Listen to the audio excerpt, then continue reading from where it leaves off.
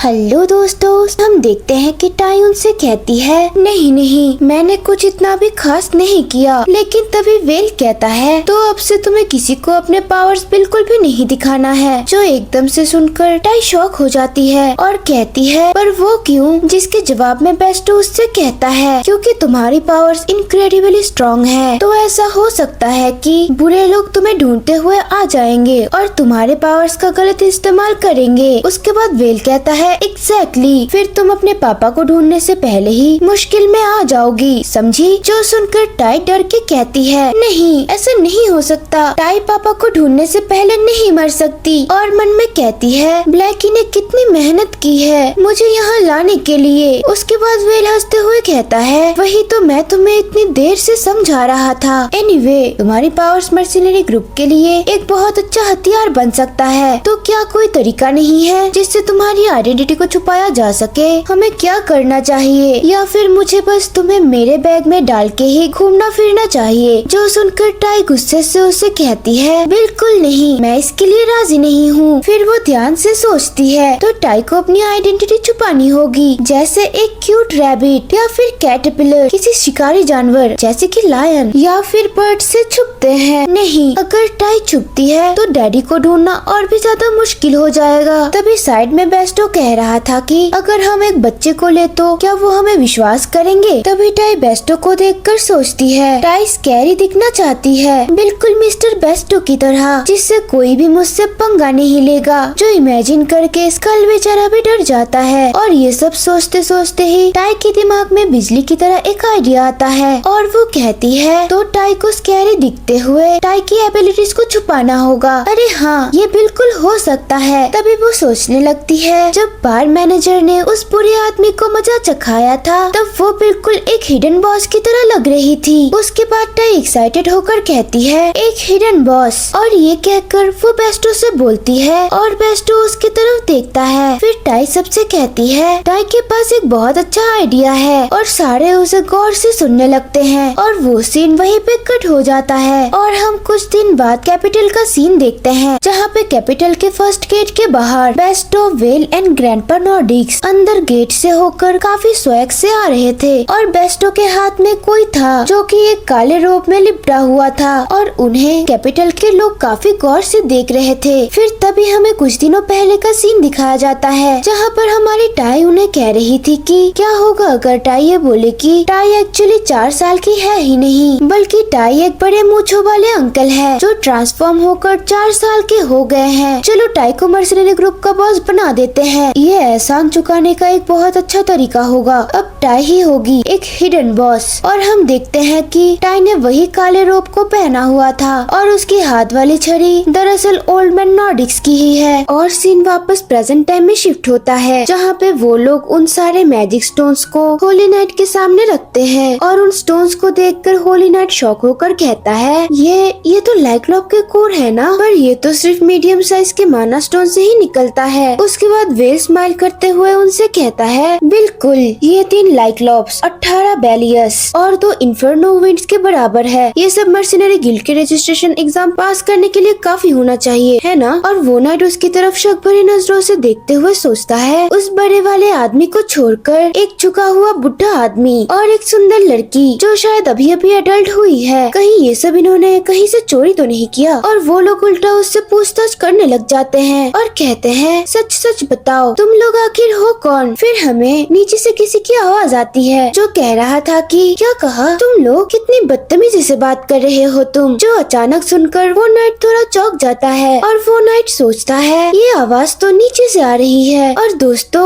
वो हमारी टाई थी जो उनसे चिल्लाकर बात कर रही थी कि थोड़ा रिस्पेक्ट से बात करो, समझे? मैं महान आर्कमेज क्वीन ऑफ डेथ हूँ। और वो नाइट्स फाइनली उसे नोटिस कर ही लेते हैं और वो कुछ देर के लिए ठीक से प्रोसेस नहीं कर पाता। वो उसे देखकर कहता है क्या एक बच्चा, ये क्या है? तभी जमीन चीरते हुए एक स्केलेटन बाहर आ जाता है और उस गार्ड नाइट को डराने लगता है और जिसको देखकर तो उस नाइट की फटके 4 हो जाती है। और अचानक से उस स्केलेटन को देखकर सारे सिविलियंस भी पैनिक में आ जाते हैं। वो लोग चिल्लाकर कहते हैं देखो एक स्केलेटन, ये तो एक स्केलेटन है, अंधेरे का जीव, आखिर किसने ऐसी डिवाइन चीज को समन किया? तभी हमारी टाई कूल अंदाज से स्केलेटन से कहती है मेरे पीछे आ जाओ मेरे क्रिएटर। रेडिएशन, जो सुन के वो स्केलेटन भी उसके पीछे आ जाता है और वो बहुत कूल लग रहे थे। उन्हें ऐसा देखकर वो नाइट कहता है, वो छोटा बच्चा, ये सब सच में मेरी समझ से बाहर है। क्या इस बच्चे ने ही स्केलेटन्स को समन किया है? तभी वो डरते हुए उससे कहता है, तुम कौन हो? जल्दी अपना नाम बताओ। जो सुनकर बेस्टो उससे गुस्से से कहता है, तुम्हारी हिम्मत कैसी हुई मेरे सामने मेरे लॉर्ड का नाम पूछ रहे हो? इतनी बदतमीजी। तभी हमारी एसटी बेस्टो को रोकते हुए कहती है, बस बेस्टो, उन्हें छोड़ दो। जो सुनकर बेस्टो भी तुरंत मान जाता है और उनकी एक्टिंग देखकर पीछे से वेल अपनी हंसी को बहुत ही मुश्किल से कंट्रोल कर रहा था। और तभी हमें पहले का सीन दिखाया जाता है जहाँ पर वो लोग कैपिटल के लिए फॉरेस्ट से होकर गुजर रहे थे और वेल टाई से पूछता है, क्या तुम ठीक से एक्टिंग कर भी पाओगी? जिसके जवाब में टाई कहती है, टाई ये बिल्कुल कर सकती है। जो सुनकर वेल कहता है, तुम्हें तुम्हारी बच्चे वाले टोन का इस्तेमाल नहीं करना है। क्या क्वीन ऑफ डेथ को थोड़ा सीरियस नहीं होना चाहिए? जो सुनकर हमारी टाई शॉक हो जाती है। उसके बाद वेल कहता है, तो हम मर्सिनरी बनने से पहले कुछ डायलॉग सोच लेते हैं, थोड़ा रफ और डरावना गेटअप भी ज्यादा अच्छा होगा। जो सुनकर टाई कहती है, सीरियस और शांत, सीरियस और शांत टाई। जो सुनकर वेल कहता है, क्या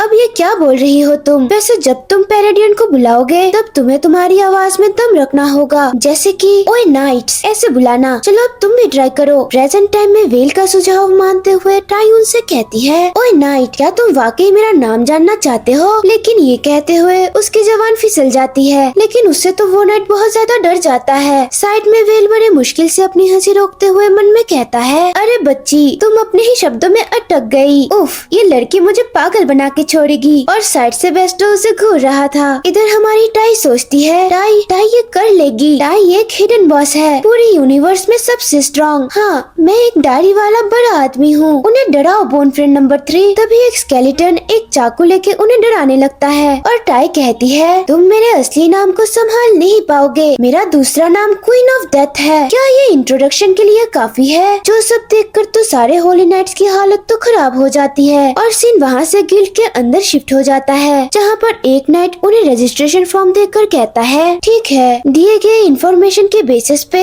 हम आपका ऑफिशियल मर्सिनरी रजिस्ट्रेशन प्रोसेस करेंगे। प्लीज आप लोग थोड़ी देर यहाँ वेट कीजिए, मैं अभी आता हूँ। उस नाइट के जाने के बाद वेल खुश होकर कहता है, अच्छा है, ये काम कर गया। बेस्टो भी खुशी से कहता है, शाबाश टाई, उसने बिना तुम्हारा असली नाम पूछे हमें रजिस्टर करने दिया। इसका मतलब है उसने तुम्हें एक पावरफुल इंसान के तौर पर देखा। जो सुनकर हमारी टाई भी खुश हो जाती है। तभी ग्रैंडपा नॉर्डिक्स कहते हैं, मुझे खुशी है कि सब कुछ ठीक से हो गया। अगर ये रिजेक्ट हो जाता तो मैं कम से कम हेड काउंट पूरे करने का प्लान बना रहा था। क्या मैं कुछ और वक्त के लिए तुम लोगों के साथ रह सकता हूँ? तभी उनकी बात सुनकर वेल कहता है, वेल ज्यादा लोग होना हमारे लिए ही अच्छा है। क्या ये ठीक रहेगा ग्रैंडपा? ओल्ड मैन कहता है, बिल्कुल, मुझे क्वीन ऑफ डेथ का एहसान चुकाना है क्योंकि उसने मुझे बचाया था। तभी वो टाई से पूछते हैं, ओ हाँ बच्ची, जब पैलाडिन वापस आएगा तो वो तुमसे मर्सिनरी गिल्ड का नाम पूछेगा। क्या तुमने पहले से कोई नाम सोचा है? जो सुनकर बेस्टो और वेल कहते हैं, ओ हाँ, हम लोग तो इस बारे में भूल ही गए थे। और टाई शॉक होकर कहती है, मैं तो क्वीन ऑफ डेथ बनने में इतनी बिजी हो गई थी कि मैंने नाम के बारे में सोचा ही नहीं। और बहुत सोचने के बाद वो कहती है, कोयल क्लास कैसा रहेगा? जो सुन के वेल भड़कता हुआ कहता है, क्या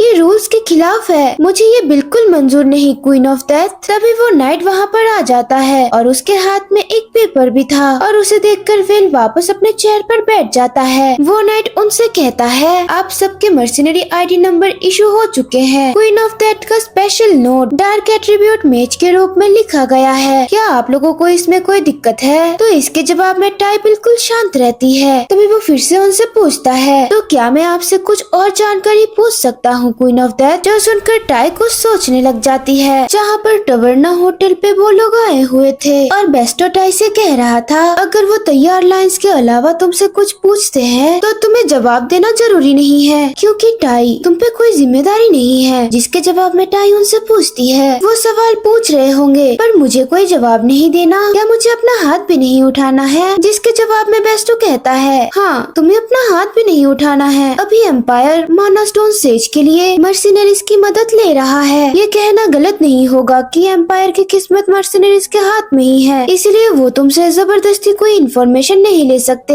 फिर वेल भी इससे एग्री करते हुए कहता है, सही बात है। इनफैक्ट बहुत से मर्सिनरीज अपनी आइडेंटिटी छुपाते हैं या फिर झूठ बोलते हैं। अगर कोई पूछ रहा हो तो हाँ, तुम अपनी आइडेंटिटी छुपाने वाली बात का यूज कर सकती हो। जो सुनकर तो हमारी टाई की आंखें चमक उठती है। प्रेजेंट टाइम में वो सब सोचकर टाई उस नाइट से कहती है, ओए नाइट, मैंने कहा था ना मेरा दूसरा नाम क्वीन ऑफ डेथ है। वो नाइट डर कर कहता है, मैं जानता हूँ। लेकिन फिर टाई कंटिन्यू करते हुए कहती है, तुम्हें क्यों लगता है कि मैं ऐसी क्यों दिखती हूँ? और वो तो अपने शब्दों पे फिर से अटक गई थी और नीचे से स्केलेटन्स भी उठने लगते हैं। फिर वो नाइट डरते हुए कहता है, लगता है मैंने गलती कर दी, प्लीज मुझे माफ कर दीजिए, मैं आपसे अपनी जान की भीख मांगता हूँ। और टाई गहरी सांस लेकर कहती है, मैं तो बाल बच गई। तभी वो नाइट्स कहता है, ये काफी अफसोस की बात है, लेकिन हमें ऊपर से ऑर्डर मिला है कि बेस्टो पेरिक्स का आईडी नंबर इशू नहीं किया जा सकता। जो सुनकर बेस्टो पूरी तरह शॉक हो जाता है और वो नाइट कंटिन्यू करते हुए कहता है, कैनिक्स मर्टिफर के गिल्ड मास्टर कार्ल वर्वन की तरफ से ये रिपोर्ट आई है। उसमें लिखा है कि उसने मर्सिनरी गिल्ड में इलीगल काम किया है। इतना ही नहीं, उस पे पैसे और महंगे सामान लूट करके भागने का इल्जाम भी है। जो सुनकर वेल, टाई और ग्रैंडपा नॉर्डिक्स तो बिल्कुल शॉक हो जाते हैं। तभी बेस्टो गुस्से से कहता है, क्या कहा? मैंने क्या चोरी किया? मैंने कौन से इलीगल काम किए? तभी नाइट उसके जवाब में कहता है, वो तो मुझे भी नहीं पता, पर रिपोर्ट के मुताबिक तुम बार बार गलत काम करते थे, जिससे तुम ऐसे पॉइंट पर पहुंच चुके हो जिससे तुम अब मर्सिनरी का काम कंटिन्यू नहीं कर सकते। ये सब सुनकर बेस्टो गुस्से से टेबल पर हाथ पटकते हुए कहता है, ये सब कार्ल ने किया था, वो ही सब गंदे काम करता था और सबका पैसा लूट लेता था। शुरू से ही ये सब अजीब था कि बिना सच वेरीफाई किए मेरा आईडी कैंसिल कर दिया गया। क्या तुम्हें लगता है ये इंसाफ है होली नाइट्स? और वो मन में कहता है, कार्ल वर्वन, क्या तुम्हारे लिए मेरी फैमिली को बचाने का मौका छीनना काफी नहीं था? अब तुम ये सब भी कर रहे हो। फिर ओल्ड मैन नॉर्डिक्स बेस्टो को शांत होने के लिए कहता है। उसके बाद फिर लंबी सांस लेकर कहता है, आखिर उस मर्सिनरी लीडर ने किससे हाथ मिलाया था जिसकी वजह से ये सब हुआ? और वो गुस्से में उन होली नाइट से कहता है, सच सच बताओ, आखिर कितनी रिश्वत ली है उन्होंने? जिससे वो गार्ड नाइट सीरियस होकर उन लोगों की तरफ देखता है। और ये सब सुनकर हमारी टाई सोचती है, रिश्वत, ये वर्ड मैंने पहले भी सुना है। तभी वो अपने कोरिया के दिनों को याद करने लग जाती है, जहाँ पर वो पड़ोस वाली दादी के साथ न्यूज देख रही थी और न्यूज में रिश्वत के बारे में कुछ बताया जा रहा था। और दादी वो न्यूज देखकर कहती है, देखो तो उस आदमी को,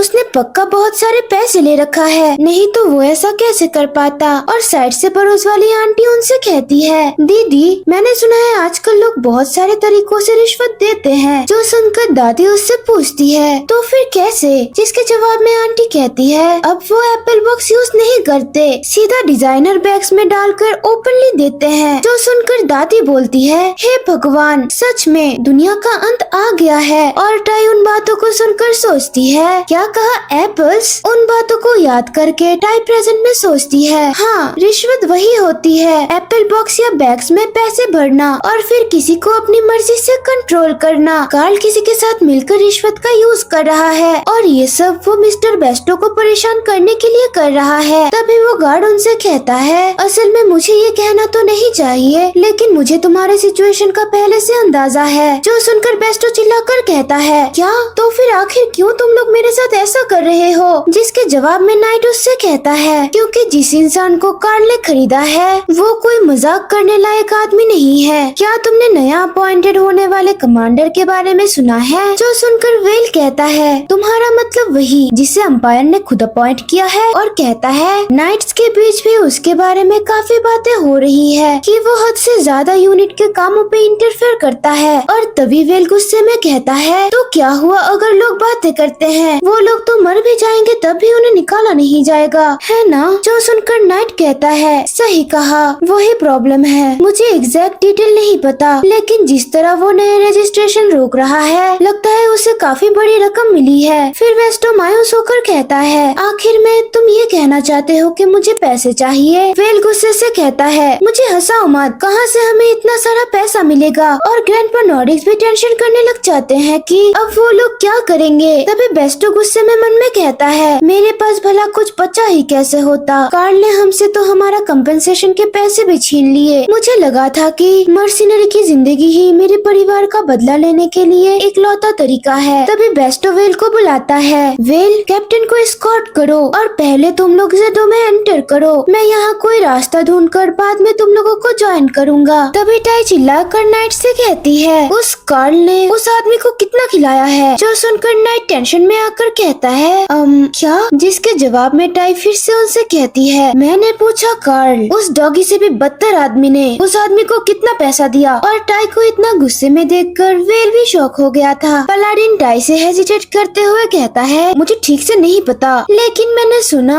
उसे पूरा नोटों से भरा एक संदूक मिला था। जो सुनकर टाई हैरान होते हुए सोचती है नोटों से भरा हुआ एक संदूक, अगर ऐसा ही है तो टाई के पास उससे भी अच्छी एक चीज है। उसके बाद टाई अपना बैग खोलकर मन में कहती है टाई के पास है बोन फ्रेंड के दिए हुए वेलकम गिफ्ट्स। और बैग में से बहुत सारे हीरे जवाहरात निकलता है और टाई उन हीरे जवाहरातों को देखकर पिछले बातों को याद करने लगती है। जब जंगल के अंदर पहली बार बोन आर्मी से उसकी मुलाकात हुई थी, बोन फ्रेंड ने उसे तोहफे के तौर पर बहुत सारे मोती और हीरे जवाहरात दिए थे क्योंकि वो बहुत ज्यादा रो रही थी। और टाई उनसे रोते हुए कह रही थी कि अभी ऐसी चीजें लेने का वक्त नहीं है, मुझे जल्दी से मिस्टर बेस्टो और बिग ब्रो वेल की मदद करनी है, मैं बाद में इसे ले लूंगी, जल्दी जल्दी चलो। Big brother well, mister Bairstow, मैं आ रही हूँ। और उस बातों को याद करने के बाद टाई प्रेजेंट टाइम में कहती है बोन फ्रेंड्स, वक्त आ गया है, प्लीज टाई की मदद करो। तभी टाई पलाडिन से कहती है उसे बोलो कि मैं द ग्रेट मेज नेक्रोमेंसी किंग उससे और भी ज्यादा दूंगा। तुमने सिर्फ एक एप्पल बॉक्स से भरा पैसों के लिए अपनी जमीर बेच दी, मैं उस बेकार आदमी जैसा नहीं हूँ। उससे बोलो मैं इसे डिजाइनर बैग में डालकर खुलेआम दूंगा। और इतने सारे हीरे जवाहरातों को देखकर पलाडिन की आंखें तो फटी की फटी रह जाती है और बेस्टो वेल और ग्रैंडपा नॉर्डिक्स भी बहुत ज्यादा दंग रह जाते हैं। फिर हम 1 घंटे बाद का सीन देखते हैं और जहाँ पर वो पलाडिन बेस्टो की तरफ एक पेपर को बढ़ाते हुए कहता है बेस्टो पेरिक्स, ये तुम्हारा नया आइडेंटिफिकेशन नंबर है। तभी बेस्टो हैरान होकर उससे कहता है क्या ये सच में काम कर गया? जिसके जवाब में वो हामी भरते हुए कहता है हाँ, आपका पर्सनल रजिस्ट्रेशन कंप्लीट हो गया है, अब बस आप लोगों को यहाँ मर्सिनरी गिल्ड का नाम लिखना है। और टाई उस पेपर को लेके मर्सिनरी ग्रुप का नाम सोचने लग जाती है और सामने से वेल उसे एक अजीब लुक देते हुए इशारा करते हुए कहता है कोयल क्लास, बिल्कुल भी नहीं चलेगा। फिर टाई कहती है एगवर्ट, मैं मर्सिनरी गिल्ड का नाम एगवर्ट रखूंगी। और ये नाम वेल को अच्छा लगा था और वो खुश होकर उससे कहता है ओह ये क्या है? ये तो जितना मैंने सोचा था उससे कहीं ज्यादा बेटर निकला। ग्रैंडपा नॉर्डिक्स भी खुश होकर कहते हैं एगवर्ट, तुमने ये नाम कैसे सोचा टाई? तभी टाई स्माइल करते हुए उनसे कहती है ये बस मेरे दिमाग में ऐसे ही आ गया था। और मन में कहती है एक्चुअली बाहर इंतजार करते वक्त वहाँ पे बोर्ड में जो नाम सबसे ऊपर लिखा था मैंने बस ट्रेवेगा के लेटर्स को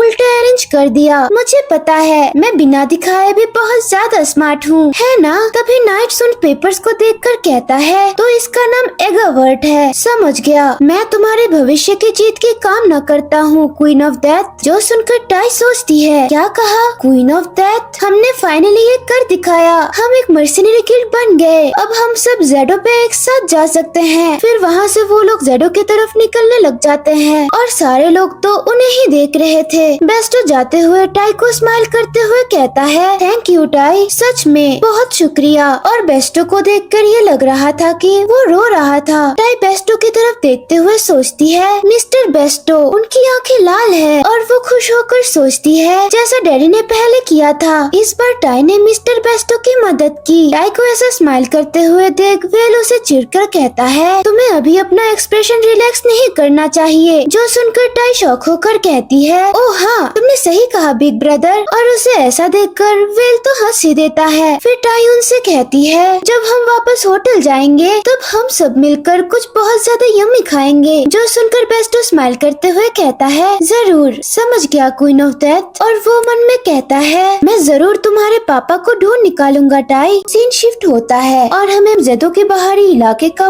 पोर्ट टाउन वर्ल्ड सिटी का सीन दिखाया जाता है, जहाँ पर एक लाल बालों वाली लड़की एक न्यूज़पेपर को लेकर चिल्लाकर कहती है ब्रेकिंग न्यूज, ये ब्रेकिंग न्यूज है कैप्टन, बहुत बहुत बड़ा मैटर हो गया है सच में। ये एक जैकपॉट है, एक brand new mercenary guild gate cross कर गई। लेकिन सुनो, उस गिल्ड का मास्टर सच में, लेकिन उसके कुछ कहने से पहले ही एक नीले बालों वाला आदमी उसे चिढ़ते हुए कहता है, तुम फिर से शुरू हो गई लिविया। जो सुनकर वो गुस्से से कहती है, क्या कहा? तुम कहना क्या चाहते हो? और वो लड़का कंटिन्यू करते हुए कहता है, क्या तुम सच में द ग्रेट मर्सिनरी एरा का मतलब नहीं जानती? क्या रजिस्ट्री में नौसिखिया मर्सिनरी गिल्ड का बनना इतना रेयर बात है? क्या तुम्हें इतनी छोटी सी बात के लिए कैप्टन का आराम डिस्टर्ब करना जरूरी था? और उनका शोर शराबा सुनकर बीच वाला आदमी अपने नींद से जाग जाता है और हमें बताया जाता है इसका नाम टेसिटन वेरेनियो है, जो कि मर्सिनरी गिल्ड ट्रेवेगा का कैप्टन है और ये अभी के टाइम पर नंबर 1 पोजीशन पे है। फिर वो लड़की कंटिन्यू करते हुए कहती है, ये पागल फिर से झगड़ा क्यों शुरू कर रहा है? ये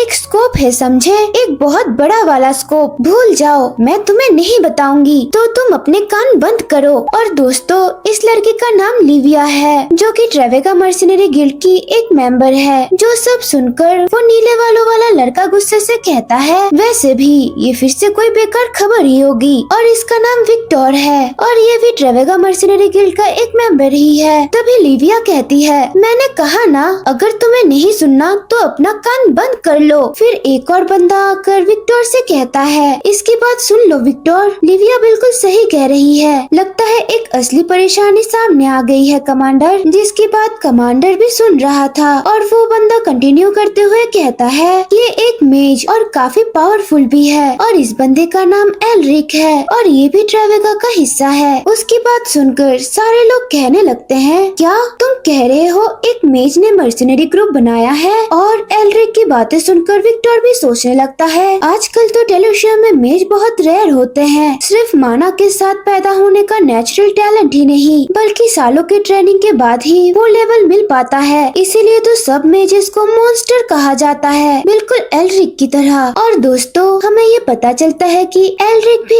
एक मेज है। तभी एल्रिक कंटिन्यू करते हुए कहता है, और जिस एट्रीब्यूट को ये एनोमली कंट्रोल करता है वो है डार्कनेस। मैं पक्का तो कुछ नहीं कह सकता, लेकिन रजिस्ट्रेशन के वक्त उन्होंने स्केलेटन्स के टोली को समन कर लिया था, तो इसके साथ ये बात बिल्कुल फिट बैठती है। जो सुनकर सारे लोग बात करने लग जाते हैं कि नेक्रोमेंसी, पर मुझे तो लगता था कि ये सिर्फ एक कहानी है, एक ऐसी चीज जो कि थ्योरी में ही एग्जिस्ट करती थी। तुम मुझे कह रहे हो कि वो सच में रियल है? फिर कमांडर कहता है, तो क्या ये इन्फॉर्मेशन वेरीफाइड है? जिसके जवाब में एल्रिक कहता है, मैंने ये इन्फॉर्मेशन लाने के लिए होली नाइट्स के कम्युनिकेशन नेटवर्क में छानबीन किया था, तो ये बिल्कुल पक्की बात है। उसके बाद लिविया कहती है, मुझे लगा था सारे हाई रैंकिंग मर्सिनरी ग्रुप ने जितने भी मेजेस थे सबको अपनी अंडर कर लिया है। अब अचानक एक मेज खुद मर्सिनरी कमांडर बन के आ गया, तो अब बोलो, क्या ये एक बड़ा स्कोप नहीं है? ये एक टोटल ब्लॉकबस्टर है। जिसके जवाब में विक्टर कुछ नहीं बोल पाता। तभी एल्रिक कहता है, क्योंकि पहले कभी किसी मेज ने मर्सिनरी ग्रुप नहीं बनाया, तो ये वाकई एक बहुत बड़ी एनोमली होगी। जो सब सुनकर कैप्टन हंसकर कहते हैं, या तो उन्हें अपने स्किल्स पर हद से ज्यादा भरोसा है, या फिर वाकई वो उतने ताकतवर है। एगवर्ट, हाँ। उसके बाद वो सोचने लगता है, नॉर्डिक्स और वेल, मैंने इन नमूनों के बारे में पहले कभी नहीं सुना, तो इसीलिए शायद ये कोई नौसिखिए लोग होंगे। लेकिन बेस्टोपेरिक्स, वो वही बड़ा वाला आदमी है जो कैनिक्स मर्टिफर का वाइस कैप्टन था और जो मेज नेक्रोमेंसी का इस्तेमाल करता है। तभी वो पेपर देखते हुए कहता है, क्या ये सब क्या है? उसका नाम तो यहाँ पर लिखा ही नहीं है। उसके बाद वो हंसते हुए कहता है, क्या अजीब आदमी है। क्या वो अभी अपना असली नाम छुपा रहा है? क्या वो एक 4 साल के बच्चे का रूप लेके नेक्रोमेंसी किंग के नाम से काम कर रहा है? ये बंदा तो काफी मजेदार है। फिर बार के दूसरे लोग ये बात सुनकर मजाक उड़ाते हुए कहते हैं, शायद क्वीन ऑफ डेथ वाला टाइटल भी उन्होंने ही रखा होगा, है ना? सुनने में तो मुझे ये कोई सनकी आदमी लगता है। और टेस्टन हंसते हुए कहता है, अच्छा छोड़ो इन सबको, लगता है आखिरकार तुम लोगों को कोई टक्कर का मिल गया है। कोशिश करना कि इस अजीब से मेज के सामने फीके ना पड़ जाओ। फिर टेस्टन की बात सुनकर वो बंदा गुस्से से कहता है, क्या कहा तुमने? बकवास मत करो, समझे? घबराना तो तुम्हें चाहिए टेस्टन वेरेनियो। और हमें बताया जाता है इसका नाम रीपर है, जो कि ग्रीम रीपर मर्सिनरी गिल्ड का कैप्टन है और अभी के टाइम पे उनका ग्रुप रैंक नंबर 2 पोजीशन पे है। रीपर कंटिन्यू करते हुए कहता है, देखो तो जरा, सिर्फ इसीलिए तुम इतना अक्कड़ दिखा रहे हो क्योंकि अभी तुम रैंक नंबर 1 पर हो, पर ये बात कान खोलकर सुन लो, कोई नहीं जानता कि तुम्हारी ये शान कितनी दिन तक और टिकने वाली है। और ये कहकर वो सोचता है, हाँ हो सकता है वो दुनिया का सबसे स्ट्रॉन्ग मर्सिनरी ट्रेवेगा के फॉर्मेशन से लेकर अब तक जो कभी भी टॉप पोजीशन से नहीं हिला, लेकिन इसका मतलब ये नहीं कि उसे हराया नहीं जा सकता। लेकिन तभी टेस्टन उससे कहता है, लगता है तुम भी काफी मजाकिया हो। फिर वो वहाँ से उठते हुए रीपर से कहता है, बताओ जरा, अगर मैं गिर गया तो क्या तुम्हें सच में लगता है कि अगला नंबर तुम्हारा होगा? जो सुनकर रीपर गुस्से में उससे कहता है, तुम कमीने कहे के क्या कहा तुमने? फिर टेस्टन उसे समझाकर कहता है, सिर्फ फिजिकली स्ट्रॉन्ग होना है किसी को नंबर 1 नहीं बनाता है रीपर, बात स्ट्रेटेजी की होती है, थोड़ा दिमाग लगाओ। फिर वो वहाँ से जाते हुए कहता है, अगर तुम ऐसे ही मुझे परेशान करते रहे तो मैं अगली बार से तुम्हारी रोजी रोटी के लिए एक भी माना स्टोन नहीं छोड़ूंगा, समझे? और जो सब सुनकर रीपर उससे कहता है, ये घमंडी आदमी, मैं इसे नहीं छोड़ूंगा। तभी हमें फर्स्ट गेट के बाहर टवर्ना होटल का सीन दिखाया जाता है, जहाँ पर टाई आराम से धूप पर बैठ के कुकीज खा रही थी और वो मन में कहती है, धूप बहुत ही ज्यादा गरम गरम और अच्छी लग रही है और ग्रैंडमा ने जो कुकीज बनाई है वो भी बहुत यमी है। कि तभी वेल उसके पास आकर कहता है, क्या वो कुकीज इतनी अच्छी है क्वीन ऑफ डेथ? वेल की बातें सुनकर टाई हैरानी से उससे कहती है, क्या कहा क्वीन ऑफ डेथ? जिसके जवाब में वेल कहता है, हाँ, तुम्हारे अलावा और यहाँ पर कौन क्वीन ऑफ डेथ हो सकता है? ये सब सुनकर तो टाई शर्माते हुए कहती है, बिग ब्रदर वेल, तुम भी ना, क्वीन ऑफ डेथ से तुम्हारा क्या मतलब है? हम लोगों के बीच में आप लोग मुझे टाई बुला सकते हो। और टाई का रिएक्शन देखकर वेल बहुत मुश्किल से अपनी हंसी कंट्रोल कर पाता है और स्माइल करते हुए उससे कहता है, तुम्हें क्वीन ऑफ डेथ नाम इतना पसंद है क्या? जो सुनकर टाई सोचती है, क्या मुझे क्वीन ऑफ डेथ वाला निकनेम पसंद है? हाँ बिल्कुल, एक्चुअली एक स्ट्रॉन्ग कैरेक्टर के पास हमेशा एक निकनेम होता है, जैसे कि hero of vibration, royal fang, legendary Puppetmon of royal टेनीफैंग, बिल्कुल मेरे दोस्त ह्यून वू की तरह, जो डे केयर में गेम कैरेक्टर स्किन हासिल करके लेजेंड बन गया था। असल में तो मैं सिर्फ टाई हूँ, लेकिन स्किन इक्विप करने के बाद मैं बन जाती हूँ एसटी, जो कि क्वीन ऑफ डेथ है। और टाई की बात सुनकर वेल कहता है, मुझे बिल्कुल भी समझ नहीं आ रहा है कि तुम क्या बोल रही हो। जो सुनकर टाई इरिटेट होकर वेल को कहती है, क्या आप डमी हो बड़े भैया? और उसी वक्त पेस्टो और ओल्ड मैन नॉर्डिक्स एंट्री करते हुए कहते हैं, क्या तुम वेल के साथ ठीक थी टाई? और टाई भी उन्हें देखकर खुश हो जाती है और कहती है, ओह, ये तो मिस्टर बेस्टो और ग्रैंडपा नॉर्डिक्स है। टाई एक्साइटेड होकर उनके पास जाकर कहती है, आपके हाथ में जो है वो सच में वही है ना? तभी बेस्टो कहता है, हाँ सही कहा टाई, ये एगवर्ड मर्सिनरी ग्रुप का ऑफिशियल रोब है। जो देखकर टाई एक्साइटेड होकर कहती है, ये तो बहुत ज्यादा कूल है, सब कुछ कूल है, लेकिन सबसे ज्यादा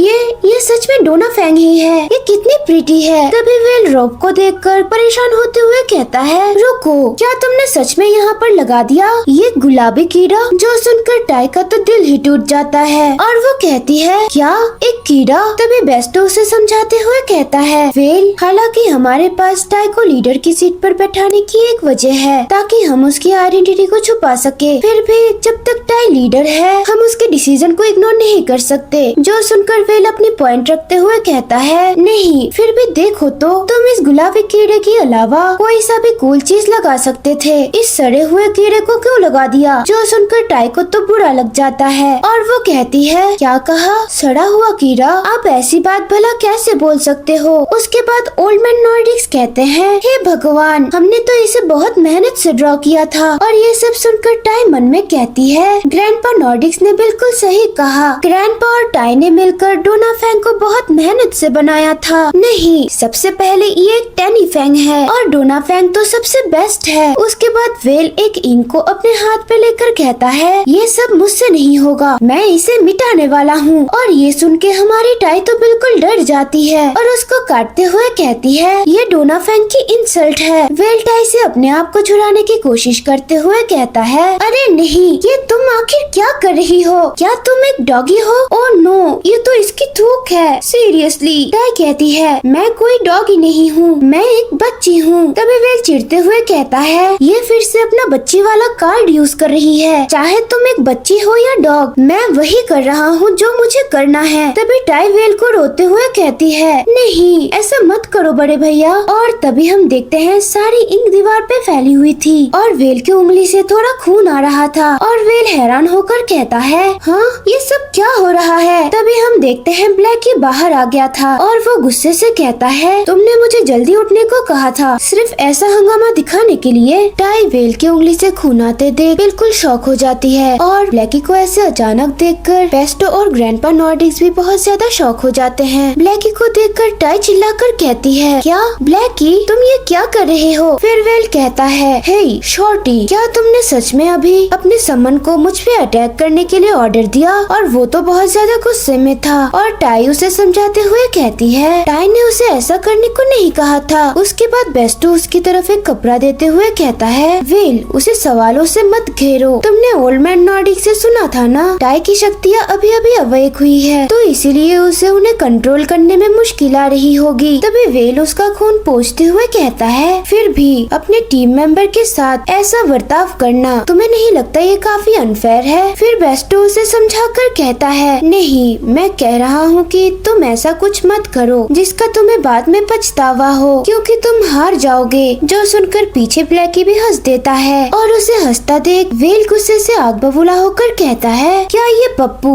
अभी मुझ पर हंस रहा था। सिचुएशन को संभालते हुए टाई ब्लैकी को उठा लेती है और कहती है, तुम लोगों को लड़ना नहीं चाहिए, टाई भी इसे माफ नहीं करेगी। ब्लैकी तुम अभी के अभी टाई के साथ रूम ऑफ ट्रूथ में चलोगे। और ये सुनकर ब्लैकी भी टाई को हैरानी से देख रहा था और हम देखते हैं टाई ब्लैकी को होटल के दूसरे मंजिल वाले रूम पर ले आई थी। तभी टाई हमें बताती है, हैंडबिट किंडरगार्टन का एक बहुत इम्पोर्टेंट रूल है, कभी भी अपने दोस्तों को चोट मत पहुंचाओ। अगर तुम गलती से किसी को चोट पहुंचाते हो तो तुम्हें एक आई एम सैड वाला स्टिकर मिलेगा और उसके बाद ही तुम रूम ऑफ ट्रूथ के बाहर निकल सकते हो। लेकिन तुम जानबूझकर किसी को चोट पहुंचाते हो तो फिर बात अलग है। फिर वो गुस्से में ब्लैकी को कहती है, ब्लैकी तुम भला कैसे बड़े भैया वेल को ऐसे चोट पहुंचा सकते हो। लेकिन ब्लैकी को तो कुछ घंटा फर्क नहीं पड़ रहा था और वो उबासी लेने लग जाता है और जमीन पे बिना किसी फिक्र के लेट जाता है। उसे ऐसा करते देख टाई पैनिक करते हुए ब्लैकी से कहती है, तुम ऐसे कैसे सो सकते हो ब्लैकी, टाई तुम्हें डांट रही है तो तुम लेट क्यों गए हो। तो इसके जवाब में ब्लैकी अनबॉदर्ड होकर कहता है, क्योंकि मैं अभी आराम करना चाहता हूँ। और ब्लैकी को ऐसे अनबॉदर्ड देखकर टाई शॉक होकर सोचती है, आमतौर पर जब तुम्हें डांटा जाता है तो तुम्हें आई एम सॉरी कहना चाहिए। और उसके बाद वो हथलाते हुए समझाती है कि कोई भी वजह हो लेकिन तुम्हें लोगों को चोट नहीं पहुंचाना चाहिए। जिसके जवाब में ब्लैकी फिर से उससे कहता है, तुमने भी तो उसे काटा था। जो सुनकर टाई गिल्ट में चली जाती है और उससे रोते हुए कहती है, पर वो तो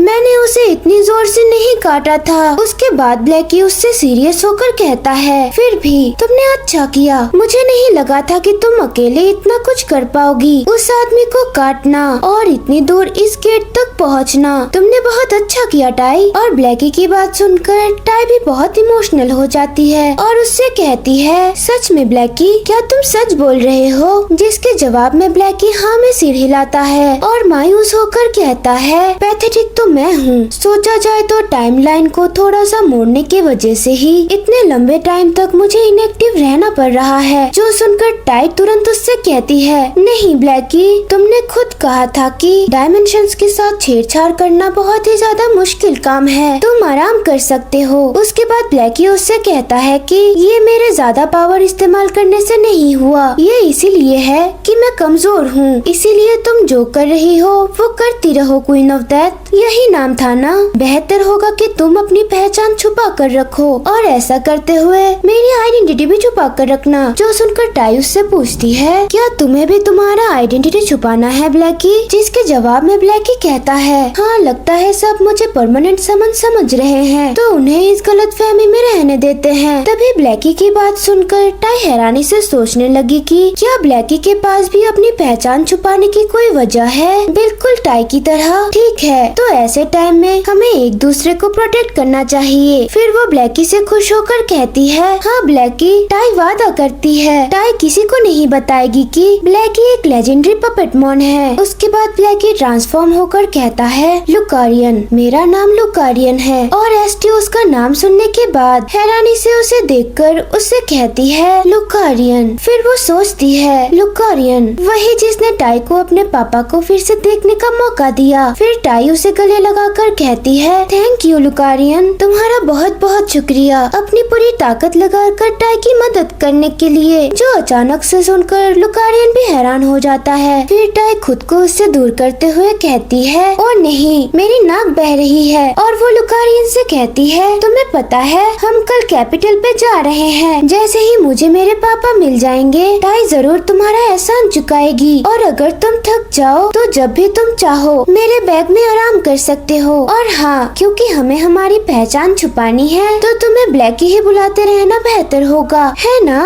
लेकिन ये बात सुनकर लुकारियन शॉक होकर कहता है वेट, क्या? अब ये तो। लेकिन उसके कुछ कहने से पहले ही टाई उसका हाथ पकड़ के लुकारियन को वहाँ से लेके जाते हुए कहती है तो फिर चलो ब्लैकी, हमें बिग ब्रदर वेल से माफी भी मांगनी है। फिर लुकारियन सोचता है मुझे पता था ये वही पावर है, उस दिन जिस पावर ने मुझे जगाया था वो तुम्हारी ही थी। उसके बाद टाई नीचे खुश होकर आ जाती है और वेल से कहती है बिग ब्रदर वेल, ब्लैकी कह रहा है कि वो आपसे माफी मांगना चाहता है। वो कह रहा था कि उसे अफसोस है, ये लीजिए। लेकिन ब्लैकी तो फिर से लॉकेट बन चुका था और उसको देखकर वेल, बेस्टो और ग्रैंडपा नॉर्डिक्स हैरानी से उसे देख रहे थे। फिर वेल चीरते हुए कहता है माफी, मुझे तो कोई ऐसा मुंह नजर नहीं आ रहा जो मुझसे माफी मांग रहा हो। जो देखकर टाई भी शॉक हो जाती है और ब्लैकी को बुलाने लगती है ब्लैकी तुम कहाँ चले गए? फिर वेल आहे भरते हुए उससे कहता है ठीक है कोई बात नहीं, मुझे उसकी माफी मंजूर है। इससे पहले कि मेरी कोई उंगली ही चली जाए मैं उसे माफ कर देता हूँ। वेल की ये बात सुनकर टाई खुश हो जाती है और उससे गले मिलते हुए कहती है सच्ची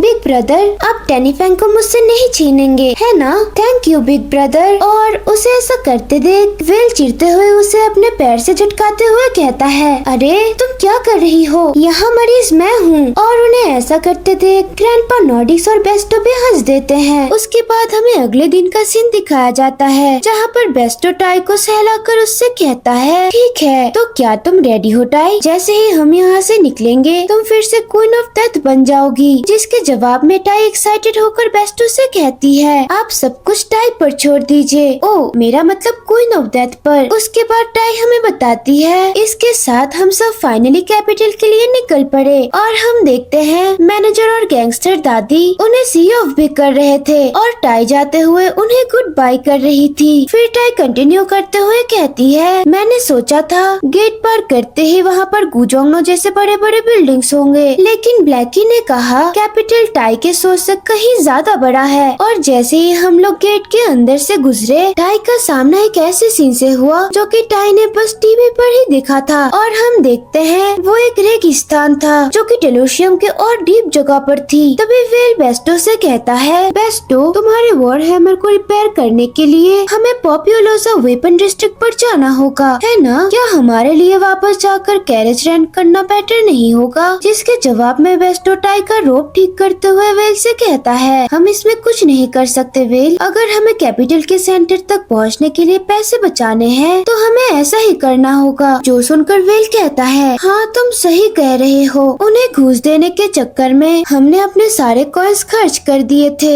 फिर ग्रैंडपा नॉर्डिक्स रेगिस्तान को देखते हुए बोलते हैं चाहे ये कुछ साल पहले आए हुए माना स्टोन्स की वजह से ही क्यों ना हो, लेकिन फिर भी ये जगह इतनी सुनसान होगी मैंने ये कभी नहीं सोचा था। तो चलो हमें चलना चाहिए। और ये कह के वो आगे आगे चलने लगते हैं और उन्हें इतना फुर्ती से चलते देख वेल इम्प्रेस होकर कहता है वाह देखो तो जरा उनकी स्पीड को, लगता है बुड्ढे का स्टेमिना मुझसे भी बेटर है। फिर वो टाई को देखकर कहता है क्वीन ऑफ डेथ तो बिजी डिस्ट्रिक्ट क्रॉस करते हुए फुल ऑफ एनर्जी में थी, लेकिन वो तो अभी से ही निपट गई। जिसके जवाब में बेस्टो उससे कहता है जब वो सोती है तब हमारे लिए मूव करना ज्यादा आसान होता है। चलो वेल हमें भी जल्दी से ओल्ड मैन नॉर्डिक्स को कैचअप सब करना चाहिए। फिर टाई हमें बताती है टाई बस थोड़ी देर के लिए सोई थी, लेकिन उसने अपने पुराने दिनों का एक सपना देखा जब वो और उसके डैड एक साथ थे, जहाँ पर टाई के डैडी टाई के बालों को बांधते हुए उसे बता रहे थे कि टाई, दरअसल हमारे यहाँ गुजोंगनो पे आना एक एक्सीडेंट था। जो अचानक सुनकर हमारी टाई कहती है, क्या कहा, एक एक्सीडेंट? और इसके जवाब में वो कहते हैं, सच कहूँ तो मुझे भी एग्जैक्टली नहीं पता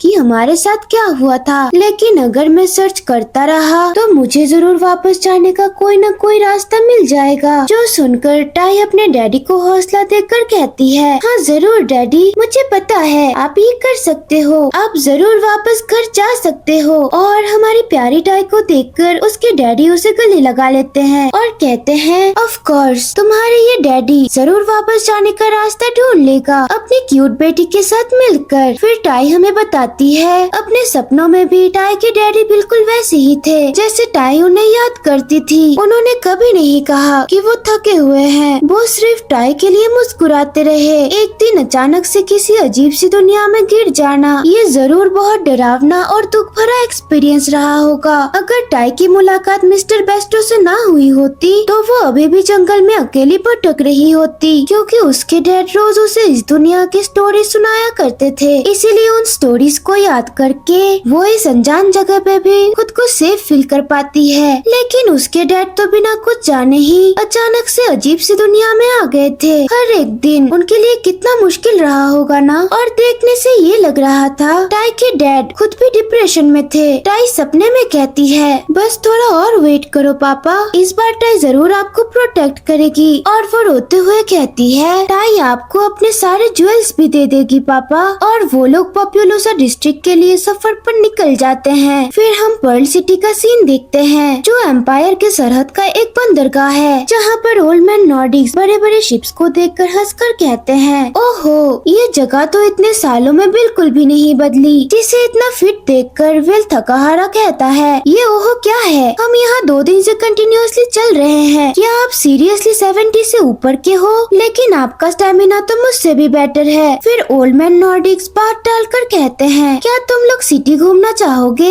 जिसके जवाब में बेस्टो कहता है, हमें पहले कोई होटल ढूंढकर प्रॉपर्ली प्रिपेयर होना चाहिए। हमें पॉपुलोसा डिस्ट्रिक्ट तक पहुंचने के लिए कम से कम 1 हफ्ता लग जाएगा। जिसके जवाब में ओल्ड मैन नॉर्डिक्स कहते हैं, ऐसे में रेड ग्लव होटल हमारे लिए एक अच्छी चॉइस होगी। यहाँ आसपास सिर्फ एक वही जगह है जो कि उधार पर रहने देती है, जिसका मतलब वो हमेशा मर्सिनरी से भरी हुई होती है, जो बच्चे के पेरेंट्स के बारे में इंफॉर्मेशन निकालने के लिए एक परफेक्ट जगह बनती है। फिर हम देखते हैं वो लोग रेड ग्लोव होटल में आ चुके थे, जहाँ पर ओल्ड मैन नॉर्डिक्स अंदर जाते हुए उनसे कहते हैं, मैं चेक करके आता हूँ वहाँ रूम्स अवेलेबल है कि नहीं, तो तुम लोग यहाँ पर वेट करो। उसके अंदर जाने के बाद वेल बेस्टो से कहता है, क्या क्वीन ऑफ डेथ अभी भी सो रही है? और जिसके जवाब में बेस्टो कहता है, कल पूरा दिन वो ऊबड़ खाबड़ रास्तों पर चलती रही, इसीलिए उसका थकना तो ऑब्वियस है। जो सुनकर वेल भी एग्री करते हुए कहता है, हाँ मेरा मतलब उस दलदल से तुम्हें बाहर निकालने के बाद और उस बंजर जगह में कैंपिंग करने के बाद तो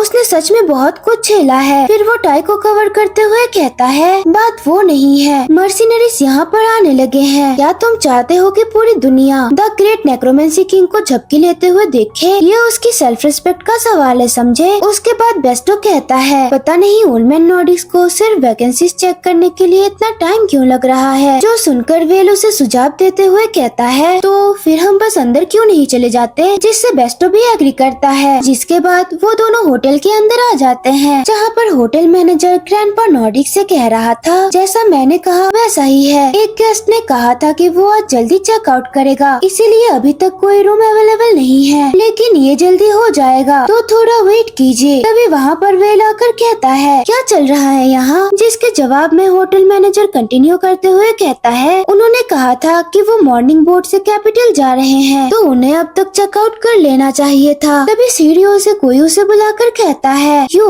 रूडी। जो सुनकर मैनेजर उसे जवाब देते हुए कहता है, ओ लगता है वो आ गए। हे टेसिटन। टेसिटन का नाम सुनने के बाद वेल हैरान होकर सोचता है, टेसिटन वही टॉप रैंक मर्सिनरी ही ग्रुप ट्रेविगा वाला टेसिटन। तभी टेसिटन नीचे आते हुए उससे कह रहा था, क्या बात है रूडी, तुमने तो रेट्स बढ़ा दिए, ये कहकर कि अभी तुम्हारे होटल पर ज्यादा कस्टमर नहीं है, लेकिन लग तो ऐसा रहा है कि बिजनेस काफी पीक कंडीशन में है। तभी मैनेजर इसके जवाब में कहता है, पीक कंडीशन माय फुट, ये बस एक छोटा पीक सेशन है। उसके बाद टेसिटन उबासी लेते हुए मैनेजर से कहता है, हाँ मान लेता हूँ कि यही सच है। उसके बाद टेसिटन को देखकर वेल मन में कहता है, देखो तो जरा ये मॉन्स्टर यहाँ क्या कर रहा है, सिर्फ उसके यहाँ खड़े होने से ही उसका प्रेशर ओवरवेलमिंग लग रहा है। तभी टेसिटन की नजर उधर उन पर पड़ती है और वो वहाँ एसटी को नोटिस कर लेता है। फिर वो उसे देखकर एक्साइटेड होकर कहने लगता है, क्या वो वही आदमी है जो मैं सोच रहा हूँ। लेकिन उसके कुछ कहने से पहले ही लिविया वहाँ पर चलते हुए आ जाती है और उसको बुलाते हुए कहती है, कैप्टन मुझे लगा कि आप ऑलरेडी बाहर निकल गए हैं, लेकिन आप अभी भी यहाँ पर हैं। बोट आ गई, जल्दी कीजिए कैप्टन। जिसके जवाब में टेसिटन उससे कहता है, हाँ ठीक है मैं आ रहा हूँ। उसके बाद वो वहाँ से चला जाता है और बेस्टो उसे देखकर कहता है, वाओ उसका ऑरा काफी इम्प्रेसिव है। फिर ग्रैंडपा नॉरिस कहते हैं, बिल्कुल मैंने सुना था कि वो बहुत पिक्यूलियर स्वॉर्डमैनशिप यूज करता है। तभी वेल उसके जवाब में कहता है, मैंने भी इसके बारे में सुन रखा है। उसे क्या बुलाते हैं लोग, हाँ नोबल, फिर भी वल्गर स्वॉर्डमैनशिप यही बुलाते हैं ना। लेकिन क्या ऐसी चीज सच में पॉसिबल भी है? कहीं ये बस किसी लूजर आदमी की बकवास तो नहीं जो उससे हारकर सॉल्टी हो गया हो। और ये बात सुनकर मैनेजर हंसकर कहता है, क्या ट्रेविगा के कैप्टन के बारे में ऐसी रूमर्स चल रही है? वेल देखा जाए तो वो सब पूरी तरीके से गलत भी नहीं है। टेसिटन के बारे में लोग ऐसा ही बोलते हैं। और जो सुनकर बेस्टो उससे पूछता है, क्या आप उसे अच्छी तरह से जानते हो? जिसके जवाब में मैनेजर हंसते हुए कहता है, मैं इस बारे में कुछ नहीं बता सकता, मैं एक रेगुलर कस्टमर खोना नहीं चाहता। और ये कहकर वो बात टाल देता है। मीनवाइल टाइल को एक सपना आता है जहाँ पर टाई के पापा उसे प्यार से कह रहा था, टाई लगता है बिजनेस काफी पीक कंडीशन में है ना? जिसके जवाब में टाई उससे कहती है, सिर्फ एक रूम बचा है, इससे चलेगा ना? और वो सपना देखते हुए सोचती है, ये सब क्या है? क्या वो डैडी की वॉइस थी जहाँ पर डैडी एक गेस्ट है और टाई होटल की इनकीपर है? क्या ये कोई सपना है? और तभी वो अपने नींद से जग जाती है। फिर वो झट से उठकर कहती है, क्या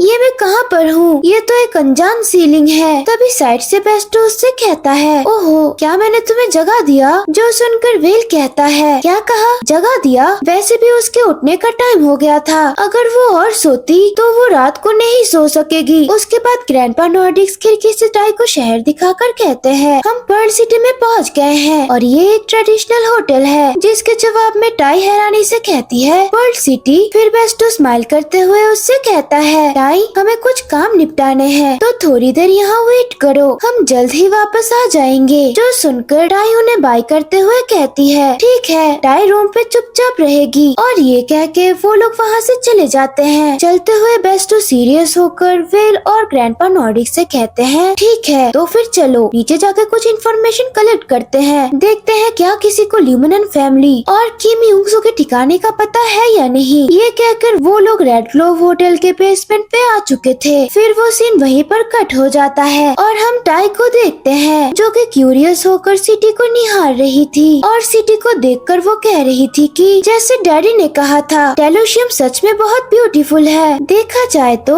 उस रेतीले जमीन के पार इतना बड़ा एक ओशन भी हो सकता है। और वो गुनगुनाने लगती है। उसके बाद हमें बेसमेंट का सीन दिखाया जाता है जहाँ पर बेस्टो, वेल और ओल्ड मैन नॉर्डिक्स लोगों से टाई के डैड और ल्यूमिनन फैमिली के बारे में पूछताछ कर रहे थे। जिसके जवाब में एक आदमी उससे कहता है, क्या युंगसू ये कैसा नाम है? मैंने कभी ऐसा नाम नहीं सुना ओल्ड मैन। कोई दूसरा आदमी बेस्टो से भड़कते हुए कहता है, बेस्टो क्या तुम्हें कोई सेल्फ रिस्पेक्ट भी बची है? तुमने इतने टाइम बाद अपना मुंह दिखाया भी तो उन कमीने होली नाइट्स के बारे में पूछताछ करने के लिए। तभी उसे देखकर बेस्टो मन में कहता है, ये आदमी ये इतना गुस्सा क्यों कर रहा है? तभी वेल वहाँ पर आ जाता है और वो उस आदमी को चिल्ला कर कहता है, ओए तुम इतना चिल्ला क्यों रहे हो और तुम ऐसे बेवकूफों जैसे बिहेव क्यों कर रहे हो? अगर तुम्हें कुछ नहीं पता तो अपना मुंह बंद रखो, तुम इतना सुपीरियर क्यों एक्ट कर रहे हो? फिर वेल का प्रिटी फेस देखकर वो आदमी शॉक होकर कहता है, मैंने तुम्हारा चेहरा यहाँ पर पहले कभी नहीं देखा। फिर वेल कंटिन्यू करते हुए कहता है, मैं तुम्हारे जैसे लोगों को अच्छी तरह जानता हूँ। और प्रवोक करते हुए कहता है, तुम बस बहाना बना रहे हो क्योंकि एक्चुअली तुम्हें कुछ नहीं पता है ना? तुम्हारे तुम्हारे जैसे लोग अपने बॉडी के साइज पर भरोसा करके बस चिल्ला ही सकते हैं। और ये बात सुनकर वो आदमी भी उसके जाल में गिर जाता है और चिल्लाकर उससे कहता है, क्या कहा तुमने अभी?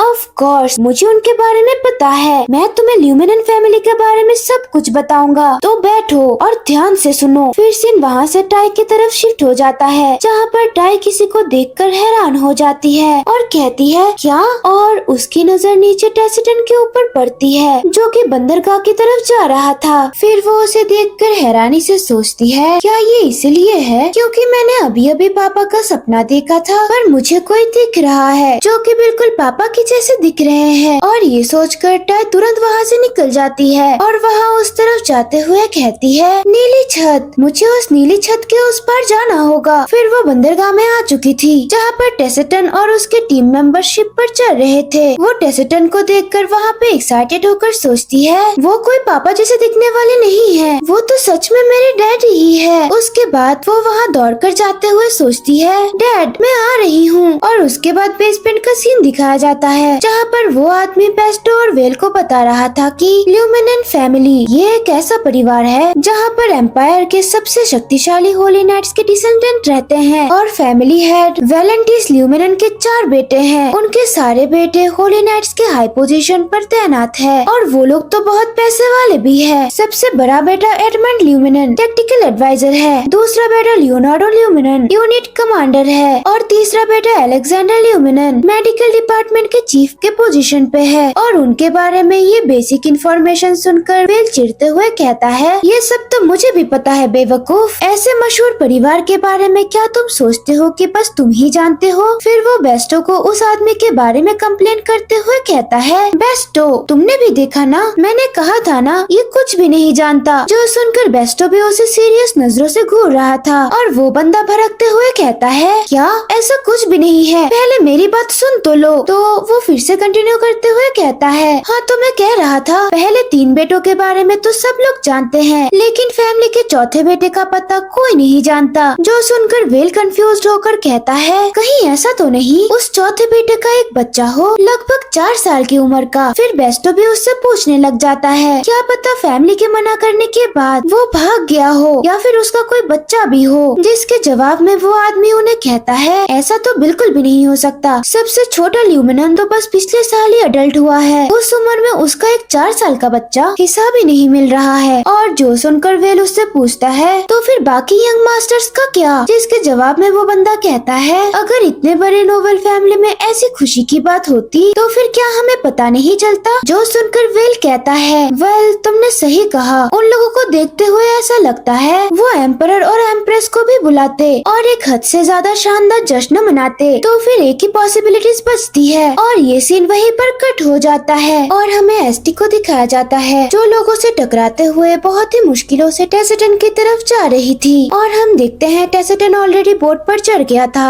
और ये देखकर वो और तेजी से दौड़ने लग जाती है और ऐसे में वो एक सूटकेस से जाकर टकरा जाती है, जिससे उसे बहुत ही ज्यादा दर्द महसूस होता है और वो नीचे अपना सर पकड़कर बैठ जाती है। और जो आदमी से वो टकराई थी वो कहता है, अरे वो क्या था? क्या मैंने अभी अभी किसी चीज से टकराया था? चलो छोड़ो, मुझे चलना चाहिए। फिर हमारी टाई मुश्किल से वहाँ से उठते हुए सोचती है, डैडी टाई यहाँ पर है। और वो फिर से उस तरफ दौड़ने लग जाती है। वो सोचती है कि दुनिया में सबसे प्रेशियस मेरे पापा। टाई पापा से मिलने आई है। फिर वो बोट वहाँ से जाने लगती है, जो देखकर टाई टेसिटन को बुलाकर कहती है, पापा टाई यहाँ पर है। और उसकी आवाज सुनकर टेसिटन भी उसकी तरफ देखता है। उसे देखते ही हमारी टाई खुश होकर ये सोचने लगी कि मेरे पापा जो हमेशा मेरे लिए सबसे ज्यादा ब्राइटली मुस्कुराते थे, ये वही है, ये टाई के डैड ही है। और वहाँ पे हमें पता चलता है कि टेसिटन ही टाई का डैड है, लेकिन टेसिटन उसको देखकर उसे इग्नोर कर देता है और वहाँ से आगे बढ़ जाता है, जो देखकर टाई वहाँ सिर्फ हैरानी से खड़ी हुई थी। फिर बोट वहाँ से चला जाता है और वहाँ से अपने डैड को ऐसे जाते देख टाई वहाँ पर खड़ी होकर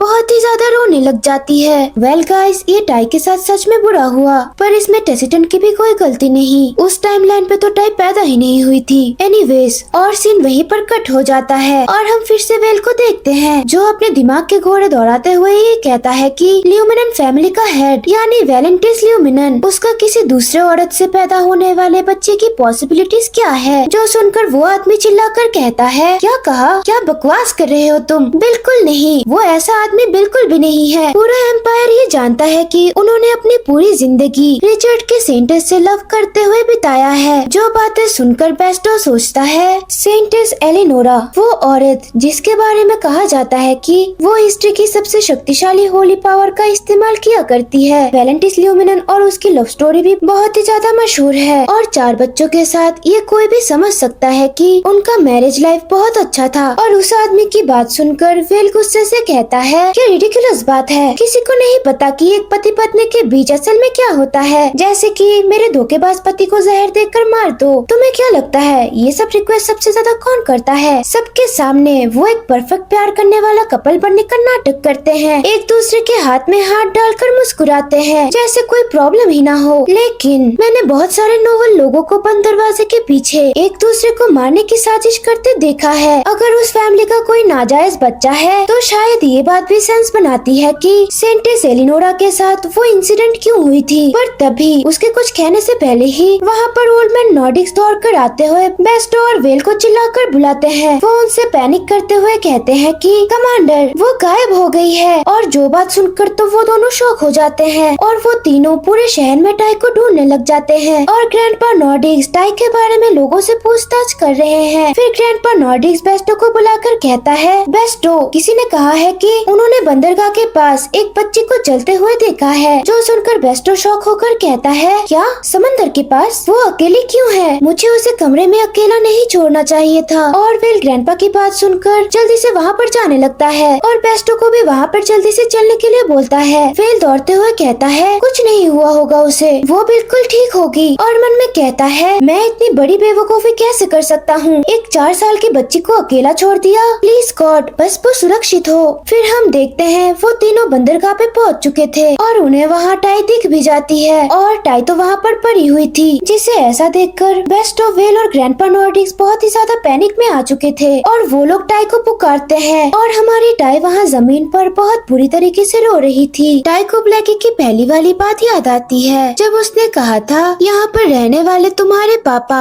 शायद तुम्हें पहचान भी ना पाए। प्रेजेंट टाइम में टाई वो सब बातें याद करके दुखी होकर सोचती है, अब मुझे फाइनली ब्लैकी का बात का मतलब समझ आ गया। मैंने सोचा था कि बस उनसे मिलकर उन्हें सब कुछ समझा दूंगी, बस इतना ही काफी होगा कि पापा जिंदा है। लेकिन अगर पापा टाई को ही भूल गए हैं तो इसका मतलब ये है कि उन्हें शायद टाई एक बोझ जैसी लगेगी और वो ये बात कह सकते हैं कि उन्हें मेरी जरूरत ही नहीं है। तभी उसे डैडी की वो बात याद आती है जब वो टाई से कह रहे थे, टाई तुम जानती हो ना कि पापा तुम्हें दुनिया में सबसे ज्यादा प्यार करते हैं। मेरी बेटी तो पापा का कीमती खजाना है। जब टाई मेरे पास है तो मैं कुछ भी कर सकता हूँ। प्रेजेंट टाइम में टाई वो सब याद करके रोने लग जाती है और उसे बेस्टो ने गोदी पर ले रखा था और उसे इतनी बुरी तरह रोता देख बेस्टो, वेल और ग्रैंडपा नॉर्डिक्स को तो बिल्कुल भी अच्छा नहीं लगता। टाई उन पलों को याद करके मन में कहती है, इसका मतलब है अब हम कभी भी पहले जैसे नहीं हो सकते। और हम देखते हैं तीनों वापस होटल में टाई को लेकर आ गए थे और वेल टेंशन में चिल्लाकर कहता है, ये मुझे पागल कर देगी, ये बच्ची तो बिल्कुल सदमे में चली गई है। देखो तो इसके पापा के लिए रोते रोते इसकी आवाज भी बैठ रही है। फिर बेस्टो उसे अपनी आवाज धीमे करने के लिए कहता है। तभी ग्रैंडपा नॉर्डिक्स कहते हैं, ये सोचना भी मुश्किल है कि ये अचानक से इतनी ज्यादा टूट जाएगी, बेचारी बच्ची। उसके बाद वेल कहता है, कितनी बेवकूफ बच्ची है, क्वीन ऑफ डेथ होकर भी अपने पापा को देखने के लिए इतना रो रही है। फिर ओल्ड मैन नॉर्डिक्स उन्हें कहते हैं, तो क्या तुम लोगों को ल्यूमिनन फैमिली के बारे में कोई खबर मिली? जिसके जवाब में वेल उससे कहता है, वो लोग कह रहे थे कि चारों यंग लॉर्ड में से किसी को भी हाल ही में कोई बच्चा नहीं हुआ। हालांकि फैमिली हेड सबसे ज्यादा सस्पिशियस लगते हैं। जो सुनकर बेस्टो अपनी पॉइंट रखकर कहता है, लेकिन क्या ड्यूक को ज्यादा बड़ा नहीं है एक बच्चे के लिए? लेकिन कुछ बातें मुझे परेशान कर रही है। टाई ने सिर्फ कहा था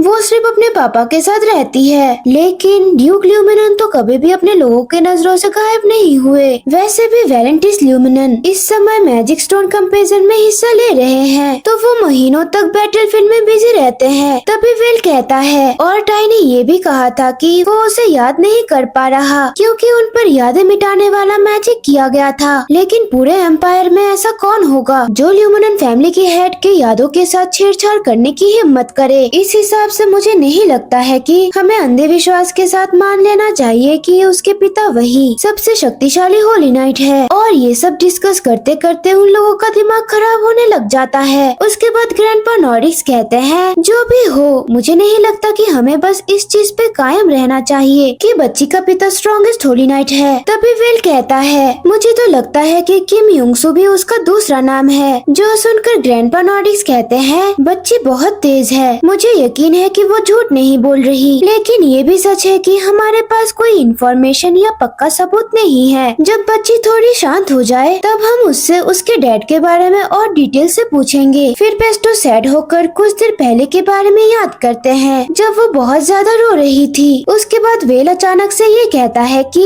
लेकिन तुम जानते हो, अगर ये बच्ची वाकई अपने पिता को ढूंढ लेती है तो फिर हमारे एगावर्ड का क्या होगा, जिससे बेस्टो और नॉर्डिक्स हैरान हो जाते हैं। मीनवाइल टाइल को एक सपना आता है जहाँ पर टेसेटन चिल्लाकर कहता है, लिविया तुम बस टाई को प्रोटेक्ट करो। टाई कहती है, ये सब क्या है? ये तो मेरे पापा की आवाज है, मेरा शरीर मेरे मर्जी के मुताबिक हिल नहीं रहा। फिर दूर एक धमाका होता है और लिविया चिल्लाकर एल्रिक को पुकारती है, जो एक बड़े खतरनाक मॉन्स्टर से लड़ रहा था। जो देखकर लग रहा था वो मॉन्स्टर उस पे हावी हो रहा था और एल्रिक बहुत ज्यादा घायल भी था। एसटी वहाँ देखकर कहती है, ये तो मॉन्स्टर्स है। तभी एल्रिक लिविया को ऑर्डर देता है, यहाँ मत आओ लिविया, यंग लेडी को लेकर जल्दी यहाँ से भागो। तभी लिविया उससे कहती है, लेकिन तुम्हारा क्या एल्रिक? एल्रिक उससे कहता है, क्या तुम चाहती हो कि यंग लेडी को चोट लग जाए? जो सुनकर लिविया टाई को कसकर पकड़ लेती है और रोते हुए वहाँ से भागने लगती है। और तभी वो टाई से कहती है, यंग लेडी आप बिल्कुल भी चिंता मत कीजिए, और हमारी टाई बिल्कुल एक न्यू बॉर्न बेबी थी। कुछ देर बाद लिविया जमीन पर हाफते हुए बैठ जाती है। वो हाफते हुए कहती है, डैम इट, ये बुरा है, मैं और चल नहीं पा रही हूँ, मुझे यंग लेडी को इस रिफ्ट से निकालना ही होगा। हमारी टाई लिविया को देखकर सोचती है, मुझे नहीं पता ये कौन है, लेकिन इसकी बॉडी तो बहुत ज्यादा ठंडा है, मुझे क्या करना चाहिए? फिर लिविया रोते हुए टाई को अपने गले से लगा लेती है। तभी टेसेटन आके लिविया से टाई को लेकर कहता है, लिविया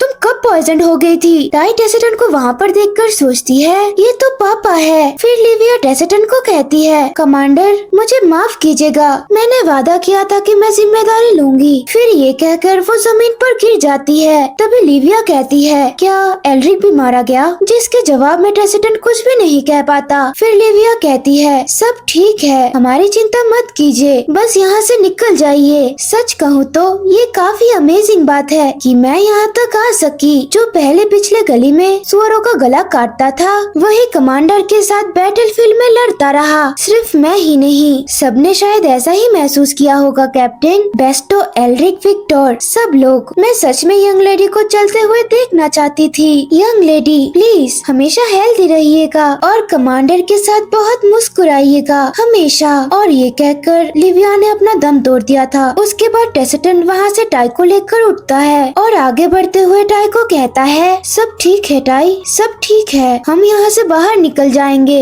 जब हम बाहर निकल जाएंगे ना, तब सब कुछ ठीक हो जाएगा। और हम देखते हैं टेसेटन के सामने डरावने मॉन्स्टर्स की पूरी टोली थी। तभी टाई वो नजारा देखकर बोली, हर तरफ मॉन्स्टर्स है। नहीं, ये नहीं हो सकता, पापा खतरे में है। तभी टाई डरते हुए अपने सपने से जाग जाती है। वो कहती है, ये कितना अजीब सपना था, मैंने कभी भी इतना रियल फील होने वाला सपना नहीं देखा। वो सपना ही था ना? कितनी अजीब बात है। उस दीदी ने साफ साफ बेस्टो कहा था और पापा ने भी कहा था कि वो पहले अंकल बेस्टो के साथ थे, पापा के नाइट साथी। और उसके अलावा टाई तो उस सपने में एक नन्ही सी बच्ची थी। क्या ये वो चीज हो सकती है जो कि टाई के साथ बचपन में हुई थी? फिर उसको वो बात याद आती है जब टेसेटन ने कहा था वो लोग यहाँ एक एक्सीडेंट की वजह से आ गए थे। और वो बात याद करने के बाद वो सोचने लगी, क्या पापा का बताया गया एक्सीडेंट यही सपना था? लेकिन पापा ने तो कहा था कि वो एक होली नाइट थे, तो सपने वाली दीदी ने उन्हें कमांडर क्यों बोला था? फिर वो रोकर कहती है, अब मुझे सच में कुछ समझ नहीं आ रहा, क्या सच है और क्या झूठ। मैंने सोचा था कि पापा से मिलते ही सब कुछ ठीक हो जाएगा। अब टाई को क्या करना चाहिए? तभी ब्लैकी टाई के सामने आकर पूछता है कि टाई, क्या तुम्हें वो आदमी मिल गया? क्या इसीलिए तुम रो रही थी? जो सुनकर टाई फिर से रोने लग जाती है और रोते हुए लुकारियन से कहती है, ब्लैकी तुमने जो कहा था वो सच में सच है। है। जैसा ब्लैकी ने कहा था कि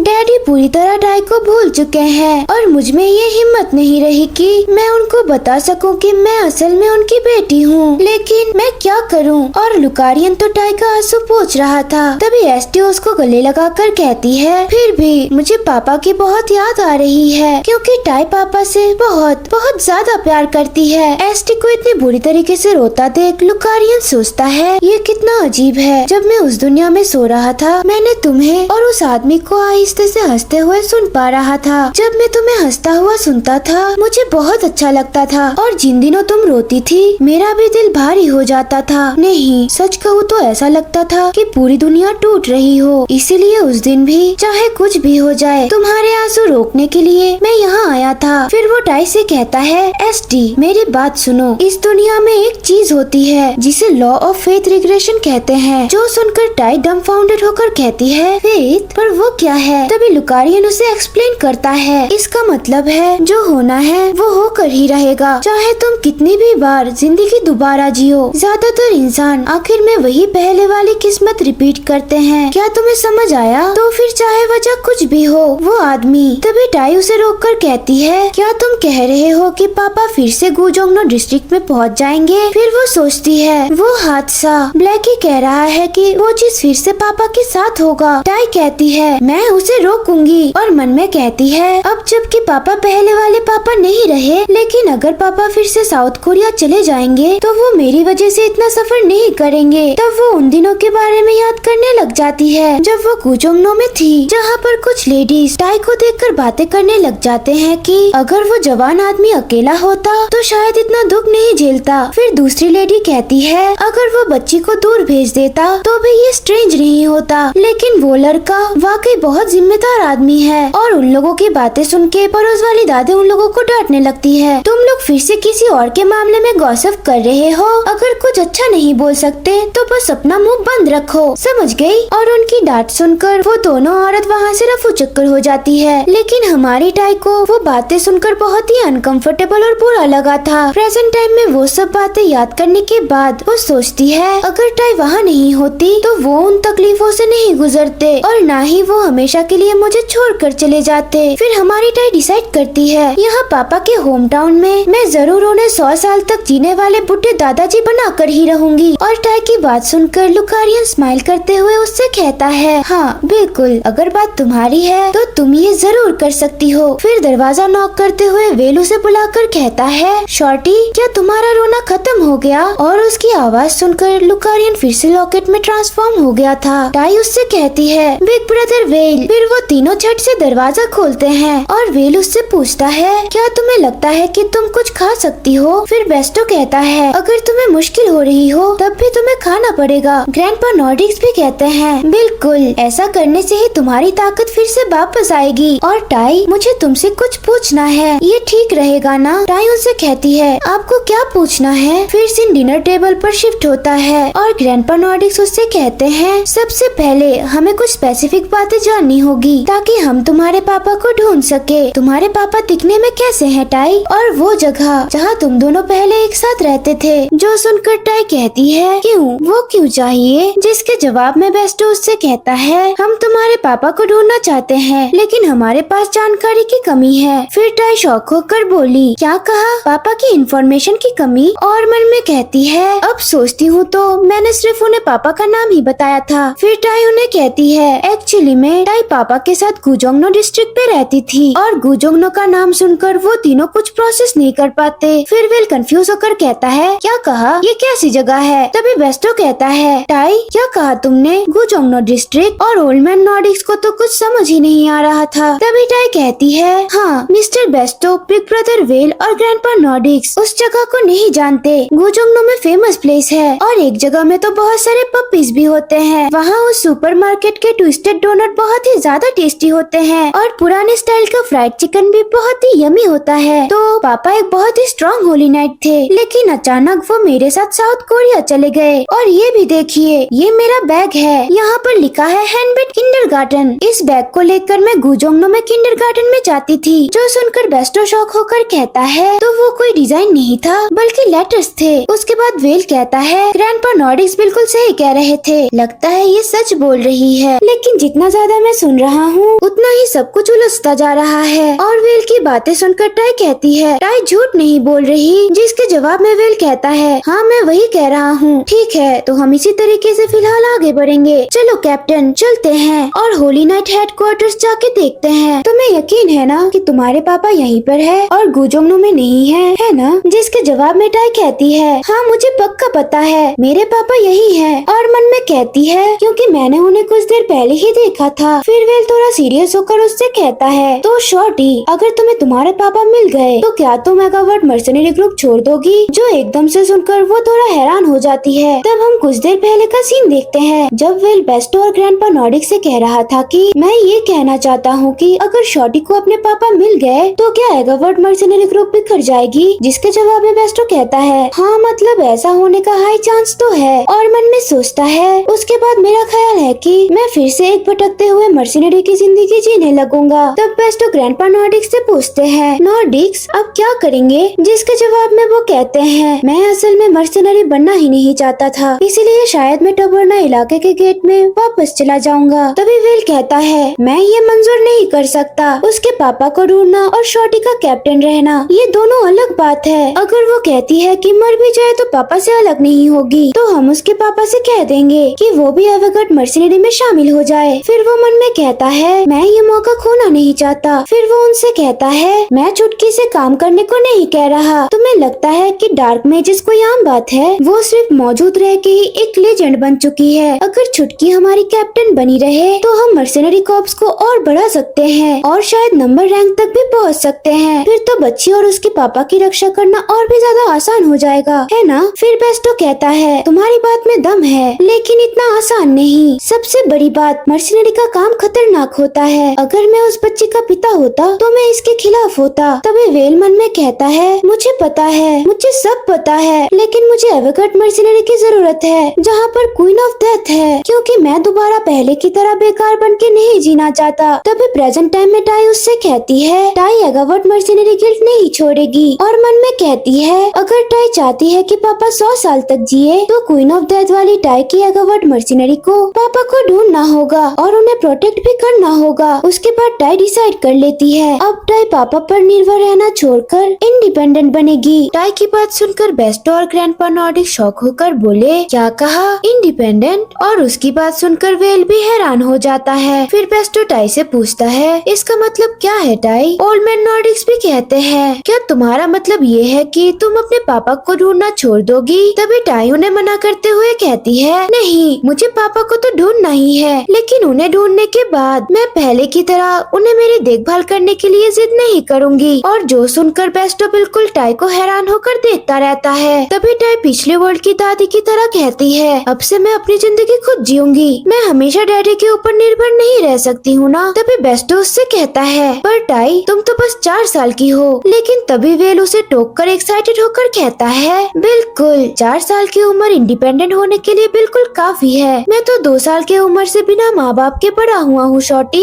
जिसके जवाब में टाई कहती है आप भी बड़े भैया। और वेल की बातें सुनकर बेस्टो और ग्रैंडपा नॉर्डिक्स तो बिल्कुल यकीन नहीं कर पाते। तभी वेल टाई को कहता है तुम्हें उस बारे में जानने की कोई जरूरत नहीं, हर किसी के पास अपनी कहानी होती है। यहाँ बेस्टो और ग्रैंडपा नॉर्डिक्स सोचने लगे सीरियसली 2 साल की उम्र से किस तरह की जिंदगी जी होगी इसने। तभी वेल उसे लालच देकर कहता है शॉर्टी अगर तुमने इंडिपेंडेंट होने का फैसला ले ही लिया है तो चलो एक अच्छे मर्सिनरी की तरह काम करके पैसे कमाते हैं, और जब भी तुम्हें किसी बड़े की ताकत की जरूरत पड़े तो बेस्टो ग्रैंडपा नॉर्डिक्स और मैं तो है ही, तुम्हारे पास एगावर्ड है। और जिसके जवाब में टाई कहती है बिल्कुल, क्योंकि टाई अब क्वीन ऑफ डेथ है, मैं अब से अपनी पूरी कोशिश करूंगी। जो सुनकर वेल उसे चीयर करते हुए कहता है हाँ बिल्कुल, क्योंकि हम इस पर बात कर ही रहे हैं तो चलो एक मेमोरेंडम में लिख लेते हैं तुम और मैं, जिसमें लिखा होगा कि हम लोग कभी भी एगावर्ड को नहीं छोड़ेंगे। टाई कहती है क्या कहा? एक मेमोरेंडम? टाई पहली बार एक मेमोरेंडम लिखने जा रही है। तभी वेल उस मेमोरेंडम को पढ़कर कहता है इसमें लिखा है बेस्टो नॉर्डिक्स और वेल की इजाजत के बिना तुम्हें इसे विड्रॉल करने का परमिशन नहीं है, तुम्हें बस यहाँ और यहाँ पर साइन करना है। उन्हें ऐसे देखकर बेस्टो हैरानी से सोचने लगा कि ये सब उसने कब बना लिया। भले ही इस डॉक्यूमेंट का कोई लीगल इफेक्ट नहीं होगा, पर ये सब काफी मजेदार लग रहा है। फिर बेस्टो और नॉर्डिक्स भी इस पे एग्री कर ही लेते हैं। तभी बेस्टो उससे कहता है मुझे भी एक मेमोरेंडम लिखना है, और ग्रैंडपा नॉर्डिक्स भी कहते हैं मुझे भी। ये काफी मजेदार है। टाई उनसे कहती है ये लीजिए, यहाँ पर अपना नाम लिखिए। उन लोगों का इतना अनएक्सपेक्टेड रिएक्शन देखकर वेल भी हैरान हो जाता है और वो खुशी से मुस्कुराता है। फिर रात को टाई सोने से पहले बेस्टो से पूछ रही थी, वैसे मिस्टर बेस्टो क्या आप सब लोग होली नाइट से नफरत करते हो? जिसके जवाब में बेस्टो कहता है सच कहूँ तो मुझे वो पसंद नहीं। फिर वेल उससे कहता है ज्यादातर मर्सिनरीज उनसे नफरत करते हैं। जो सुनकर टाई शॉक होकर कहती है पर क्यों, क्या सब होली नाइट रिश्वत लेते हैं? जिसके जवाब में वेल टीज करते हुए कहता है भला तुम ये क्यों जानना चाहती हो? कहीं तुम्हारे पापा भी उसी तरह के होली नाइट तो नहीं? क्या उस वजह से तुमने अपनी इंडिपेंडेंस डिक्लेयर किया? जो सुनकर टाई चिढ़कर बोली क्या कहा? बिल्कुल नहीं, मेरे डैड बहुत अच्छे हैं। बात ये है कि और फिर वो सोचने लगी अगर मिस्टर बेस्टो होली नाइट से नफरत करते हैं तो फिर वो मेरे पापा के साथ उस सपने में क्या कर रहे थे? पापा ने डेफिनेटली कहा था कि वो एक होली नाइट थे। क्या पापा किसी पुलिस की तरह उन लोगों के साथ एक अंडरकवर मिशन पे थे? बिल्कुल उस टीवी शो की तरह। फिर टाई कंटिन्यू करते हुए उनसे कहती है बस टाई ये जानना चाहती थी कि आप उनसे नफरत क्यों करते हो? जिसके जवाब में बेस्टो उससे कहता है क्योंकि इम्पेरियल फैमिली ने सबसे पहले हम मर्सिनरीज को अबैंडन कर दिया था। अगर मैं एग्जैक्ट बात कहूँ तो उन्होंने बस नोबल्स को छोड़कर सारे कॉमनर्स को अबैंडन कर दिया। फिर वो एसटी को पहले की बात एक्सप्लेन करते हुए कहता है एक समय इस शांत कंटिनेंट पर अचानक माना स्टोन दिखाई देने लगे। उनसे निकले मॉन्स्टर ने पूरे एम्पायर को खतरे में डाल दिया था। पूरे एम्पायर में किसी का जिंदा बचना भी बहुत ज्यादा मुश्किल हो गया था। इम्पेरियल फैमिली ने सिर्फ कैपिटल को छोड़कर ज्यादातर जगहों को अबैंडन कर दिया था और उस छोटे से लैंड को ही तैयार किए गए नाइट्स के जरिए प्रोटेक्ट किया। छोड़े गए इलाके के लोग इकट्ठा हुए और अपने आप को मर्सिनरीज कहने लगे। उन्होंने अपना खून पसीना बहाकर अपना पावर बढ़ाया और मॉन्स्टर्स और माना स्टोन से वो जमीन वापस हासिल की। जब लोकल लॉर्ड्स और मर्सिनरीज अपना खून पसीना बहाकर टेरिटरी को रिकवर कर रहे थे, इम्पेरियल फैमिली ने उन्हें न ही सपोर्ट किया और न ही मदद। उन्होंने बस उन्हें इग्नोर किया। तो हाँ, इसीलिए हम होली नाइट से ज्यादा इम्पेरियल फैमिली के किए गए फैसलों से नफरत करते हैं। उस टाइम से कैपिटल और नॉन कैपिटल इलाकों में दंगे फसाद बढ़ने लगे। बाद में लोगों का भरोसा जीतने के लिए इम्पेरियल फैमिली ने कैपिटल की सीमा बढ़ानी शुरू कर दी, लेकिन सिर्फ उन जगहों तक जिन जगह की उनकी जरूरत थी। उनमें से एक जगह थी ये प्यूरल सिटी। फिर ग्रैंडपा नॉर्डिक्स कहते हैं क्योंकि इस जगह में इतनी ज्यादा पॉपुलेशन है और यहाँ बहुत सारे मर्सिनरीज हर वक्त रहते हैं, इसीलिए इम्पेरियल फैमिली के प्रति गुस्सा भी बहुत ज्यादा था। और वो गुस्सा तब तक चलता रहा जब तक इम्पेरियल फैमिली और चर्च के साथ मिलकर इस जगह का अभिषेक नहीं किया। जो सुनकर टाई क्यूरियस होकर कहती है ये अभिषेक क्या होता है? जिसके जवाब में वो कहते हैं इसका मतलब होता है कि किसी जगह को भगवान को समर्पित करके पवित्र बनाना। ये एक ऐसा रिचुअल था जिससे प्यूरल सिटी को गॉड का इलाका घोषित कर दिया गया और इस जगह को देवी सेराडिन की ब्लेसिंग मिली। इस वजह से ये जगह मैजिक स्टोन्स और मॉन्स्टर से प्रोटेक्टेड रहेगा। जो सुनकर टाई कहती है कि तो क्या इसका मतलब है कि अब कोई असली मैजिक स्टोन्स यहाँ पर अपीयर नहीं होगा और ये जगह बिल्कुल ठीक रहेगा? जिसके जवाब में ग्रैंडपा नॉर्डिक्स कहते हैं हाँ, लोग तो ऐसा ही कहते हैं। तो चलो अब सब लोग सो जाते हैं। फिर टाई कुछ सोचने लग जाती है। फिर गुस्से में कहती है इम्पेरियल फैमिली कितना ज्यादा घटिया है। अगर पापा एक होली नाइट हुए भी तो मुझे पता है वो भी इम्पेरियल फैमिली से जरूर नफरत करते। जिसे बेस्टो उसे हैरान होकर देख रहा था और साइड से वेल भी हंसते हुए कहता है तुम अच्छा बोल लेती हो शॉर्टी। तभी टाई कंटिन्यू करते हुए कहती है अगर ये इतना अच्छा है तो सब जगहों पर वो लोग अभिषेक क्यों नहीं कर देते? अगर वो लोग एक जगह के लिए वो चीज करे और दूसरी जगह के लिए नहीं तो वो सब तो लड़ते रह जाएंगे। जिसके जवाब में ग्रैंडपा नॉर्डिक्स कहते हैं तुम सही कह रही हो टाई। फिर टाई थोड़ा सैड होकर कहती है अगर मिस्टर बेस्टो डैडी को ढूंढ भी लेते हैं आई होप वो पापा से नफरत न करे। जैसे ऐसा देखकर बेस्टो उसे प्यार से देख रहा था। तभी साइड से वेल कहता है चलो चलो अब सो भी जाओ, कल तुम्हें क्वीन ऑफ डेथ की स्पीच ट्रेनिंग भी करनी है। और फिर सब सोने चले गए। अगली सुबह हमें बंदरगाह का सीन दिखाया जाता है जहाँ पर एक लड़का बोट पर चढ़ते हुए कहता है ये कितना अजीब है ना, कितना अच्छा मौसम हो रहा है पर फिर भी लहरें काफी ऊपर तक आ रही है, हमें क्या करना चाहिए? बाकी सारे शिप्स पे जा रहे हैं और हमें बताया जाता है कि इसका नाम रॉल है। जिसके जवाब में साइड वाला लड़का कहता है कैप्टन ने कहा है कि अगर हम उनके बताए हुए एरिया में जाए तो बड़ी मछलियाँ खुद जाल में आ जाएगी। नाइट की नौकरी छोड़ने के बाद से मुझे कुछ बर्दाश्त नहीं हो रहा और इस लड़के का नाम एंजो है। वो कंटिन्यू करते हुए रॉल को कहता है, चलो एक बड़ी सी मछली पकड़ के मॉम को बताते हैं कि हम ठीक है। जहाँ पर हमें एक फ्लैशबैक दिखाया जाता है जहाँ पे हम रॉल और एंजो को एक फायर प्लेस के सामने देखते हैं। तभी उन दोनों से कोई पूछता है, रॉल, एंजो, बैटलफील्ड में एक नाइट्स का रोल क्या होता है? जिसके जवाब में एंजो और रॉल कहते हैं, आप ऐसा सवाल क्यों पूछ रहे हैं? ऑफ कोर्स बैटलफील्ड में एक नाइट का रोल होता है दुश्मनों का सफाया करना। उनका जवाब सुनकर वो पर्सन स्माइल करते हुए उनसे कहते हैं, आमतौर पर तो ऐसा ही है, लेकिन इस पिता का फर्ज इससे थोड़ा अलग है। मेरा फर्ज है कि तुम दोनों को प्रोटेक्ट करना, क्योंकि मैंने तुम्हारी मॉम से वादा किया था। और ये कहकर वो रॉल और एंजो को बहुत प्यार से सहलाते हैं और वो तीनों बहुत ज्यादा खुश लग रहे थे। लेकिन वो तूफान आने से पहले वाली शांति थी। फिर हमें दिखाया जाता है कि उनके ऊपर मॉन्स्टर अटैक कर रहे थे और उनके फादर अपने जान पर खेलकर उन्हें और उन लोगों को प्रोटेक्ट कर रहे थे। रॉल और एंजो वहाँ पे अपने पापा को अकेला लड़ते देख वहाँ पे जाने की कोशिश तो बहुत करते हैं, लेकिन वो लोग भी अभी भी इतने एक्सपीरियंस नहीं थे। लोग वहाँ उन्हें मौत के मैदान पे नहीं जाने देते और वहाँ उनके फादर की मौत हो जाती है। जब वो खबर रॉल और एंजो की मदर को पहुँचती है तो वो बिल्कुल टूट जाती है और उनकी आखिरी निशानी उस स्वॉर्ड को पकड़ के बहुत रोती है। उनकी मदर को इतनी बुरी हालत में देखकर रॉल और एंजो अपने लेट फादर को वादा करते हुए कहते हैं, फादर, हम दोनों मॉम को प्रोटेक्ट करेंगे। तभी सीन प्रेजेंट टाइम में शिफ्ट होता है जहाँ पर एंजो नीचे पानी में कुछ नोटिस करते हुए कहता है, वो क्या था? क्या बोट के नीचे कुछ अटक गया है? अजीब है, यहाँ पर तो कोई चट्टान भी नहीं है, तो फिर ये बोट क्यों अटक गई? और हम देखते हैं उन लोगों के बोट के नीचे एक रिफ्ट था जिसमें से अजीब सी वेव्स निकल रही थी। तभी हमें एक फ्लैशबैक दिखाया जाता है जहाँ पर कोई चिल्ला कर रॉल और एंडो के मॉम को कह रही थी, मैरियने, क्या तुम्हारा दिमाग खराब हो गया है? क्या तुम्हें जरा सा भी अंदाजा है कि पेरल सिटी का कंसल बनना क्या मायने रखता है और तुम इतना बड़ा सम्मान ठुकराने का हिम्मत कर रही हो? तभी मैरियने इसके जवाब में उससे कहती है, मॉम, मैं भला कंसल कैसे बन सकती हूँ? मेरा सारा काम तो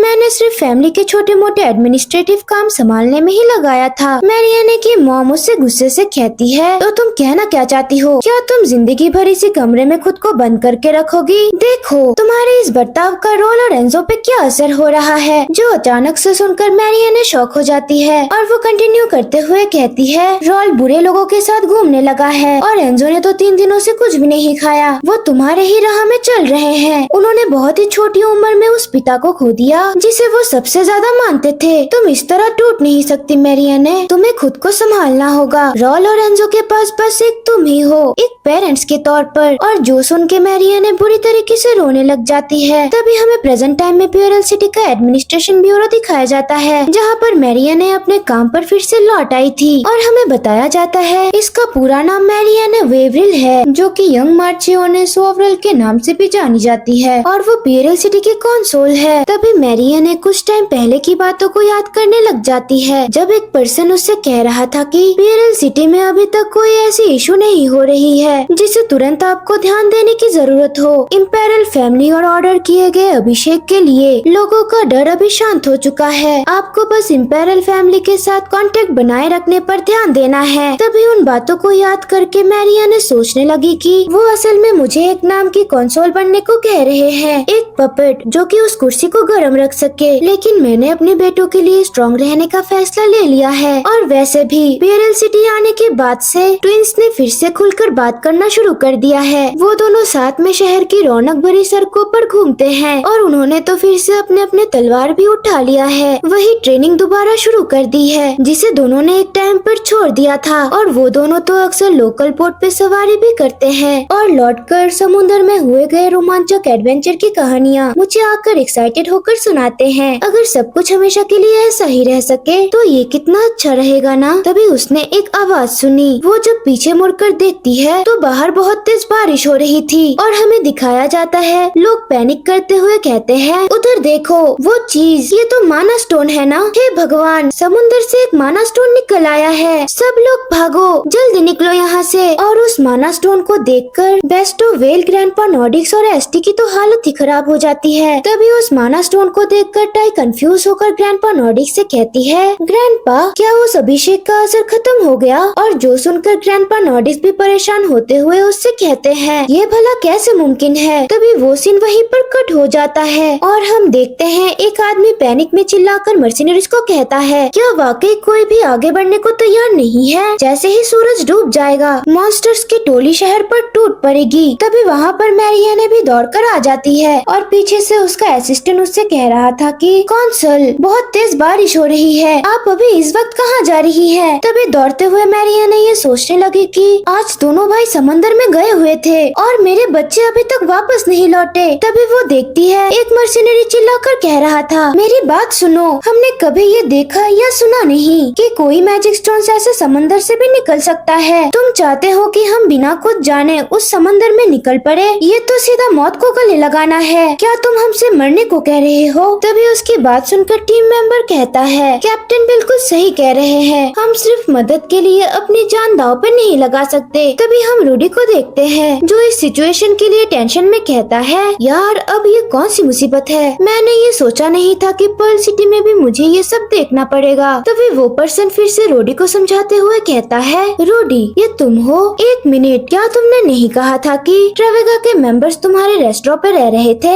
और दूर से उन्हें मैरिने भी सुन रही थी और वो ये सोचती है कि नंबर 1 वाली मर्सिनरी ग्रुप ट्रेवेगा, अगर ये सच में वही लोग हैं तो शायद वो उस मैजिक स्टोन का सामना कर सकते हैं। तभी रोडी उस पर्सन से कहता है वो तो कल सुबह ही शहर छोड़कर चले गए थे, अगर हम उन्हें अभी नोटिस भेज भी दे फिर भी उन्हें लौटने में पूरा एक दिन लग जाएगा। जो सुनकर वो आदमी पैनिक में कहता है तो फिर हम क्या करें, हम ऐसे ही अपनी जगह और घरों को फिर से नहीं छोड़ सकते, आज रात हम सब लोग पक्का मरने वाले हैं। क्या वाकई में इस शहर में एक भी मर्सिनरी हमारी मदद करने के लिए तैयार नहीं है। अगर तुम लोग हमें छोड़कर चले गए तो फिर तुम में और होली नाइट्स में फर्क क्या है, तुम उन होली नाइट्स से बेहतर कैसे हो जिन्होंने 100 साल पहले हमें छोड़ दिया था। उसकी ये बात सुनकर एक आदमी गुस्से से उससे कहता है मैं इस डरपोक बुड्ढे की बात सुन सुनकर पक गया हूँ और ये कहकर वो उस आदमी को लात मारकर गिरा देता है जिससे कि वो आदमी डर जाता है। वो पर्सन कंटिन्यू करते हुए कहता है तुम निकम्मे लोग हमारी मदद के बिना कुछ भी नहीं उखाड़ सकते, तुम्हें तो अपने घुटनों पे बैठ के हमसे भीख मांगनी चाहिए, लेकिन उसके बजाय तुम हमको उन घटिया होली नाइट्स के साथ कंपेयर करने की हिम्मत कर रहे हो। ग्रेट कार्ल के सामने इतने बकवास करने की सजा तुम्हें जरूर मिलेगी। और हमें यहाँ पता चलता है ये घटिया आदमी दरअसल कैनिक्स मार्टिवर का लीडर कार्ल है जिसने हमारे बेस्टो की जिंदगी बर्बाद कर डाला था। तभी मैरिया ने वहाँ उस आदमी को कार्ल से बचाते हुए कहती है बस करो, अभी के अभी रुक जाओ, ये तुम आखिर क्या कर रहे हो। उसे देखकर उसका असिस्टेंट भी परेशान होकर उसको बुलाता है और कंसोल का नाम सुनकर वहाँ पे लोग बातें करने लग जाते हैं कि क्या कहा उसने, कंसल, क्या वो औरत कंसल है। तभी उसकी तरफ कार्ल पॉइंट करते हुए कहता है और मुझे ये कहने वाली तुम कौन होती हो, जिसके जवाब में मैरिया ने उससे कहती है बदतमीज आदमी, मैं इस पर्ल सिटी की कंसोल हूँ, थोड़ा रेस्पेक्ट देना सीखो।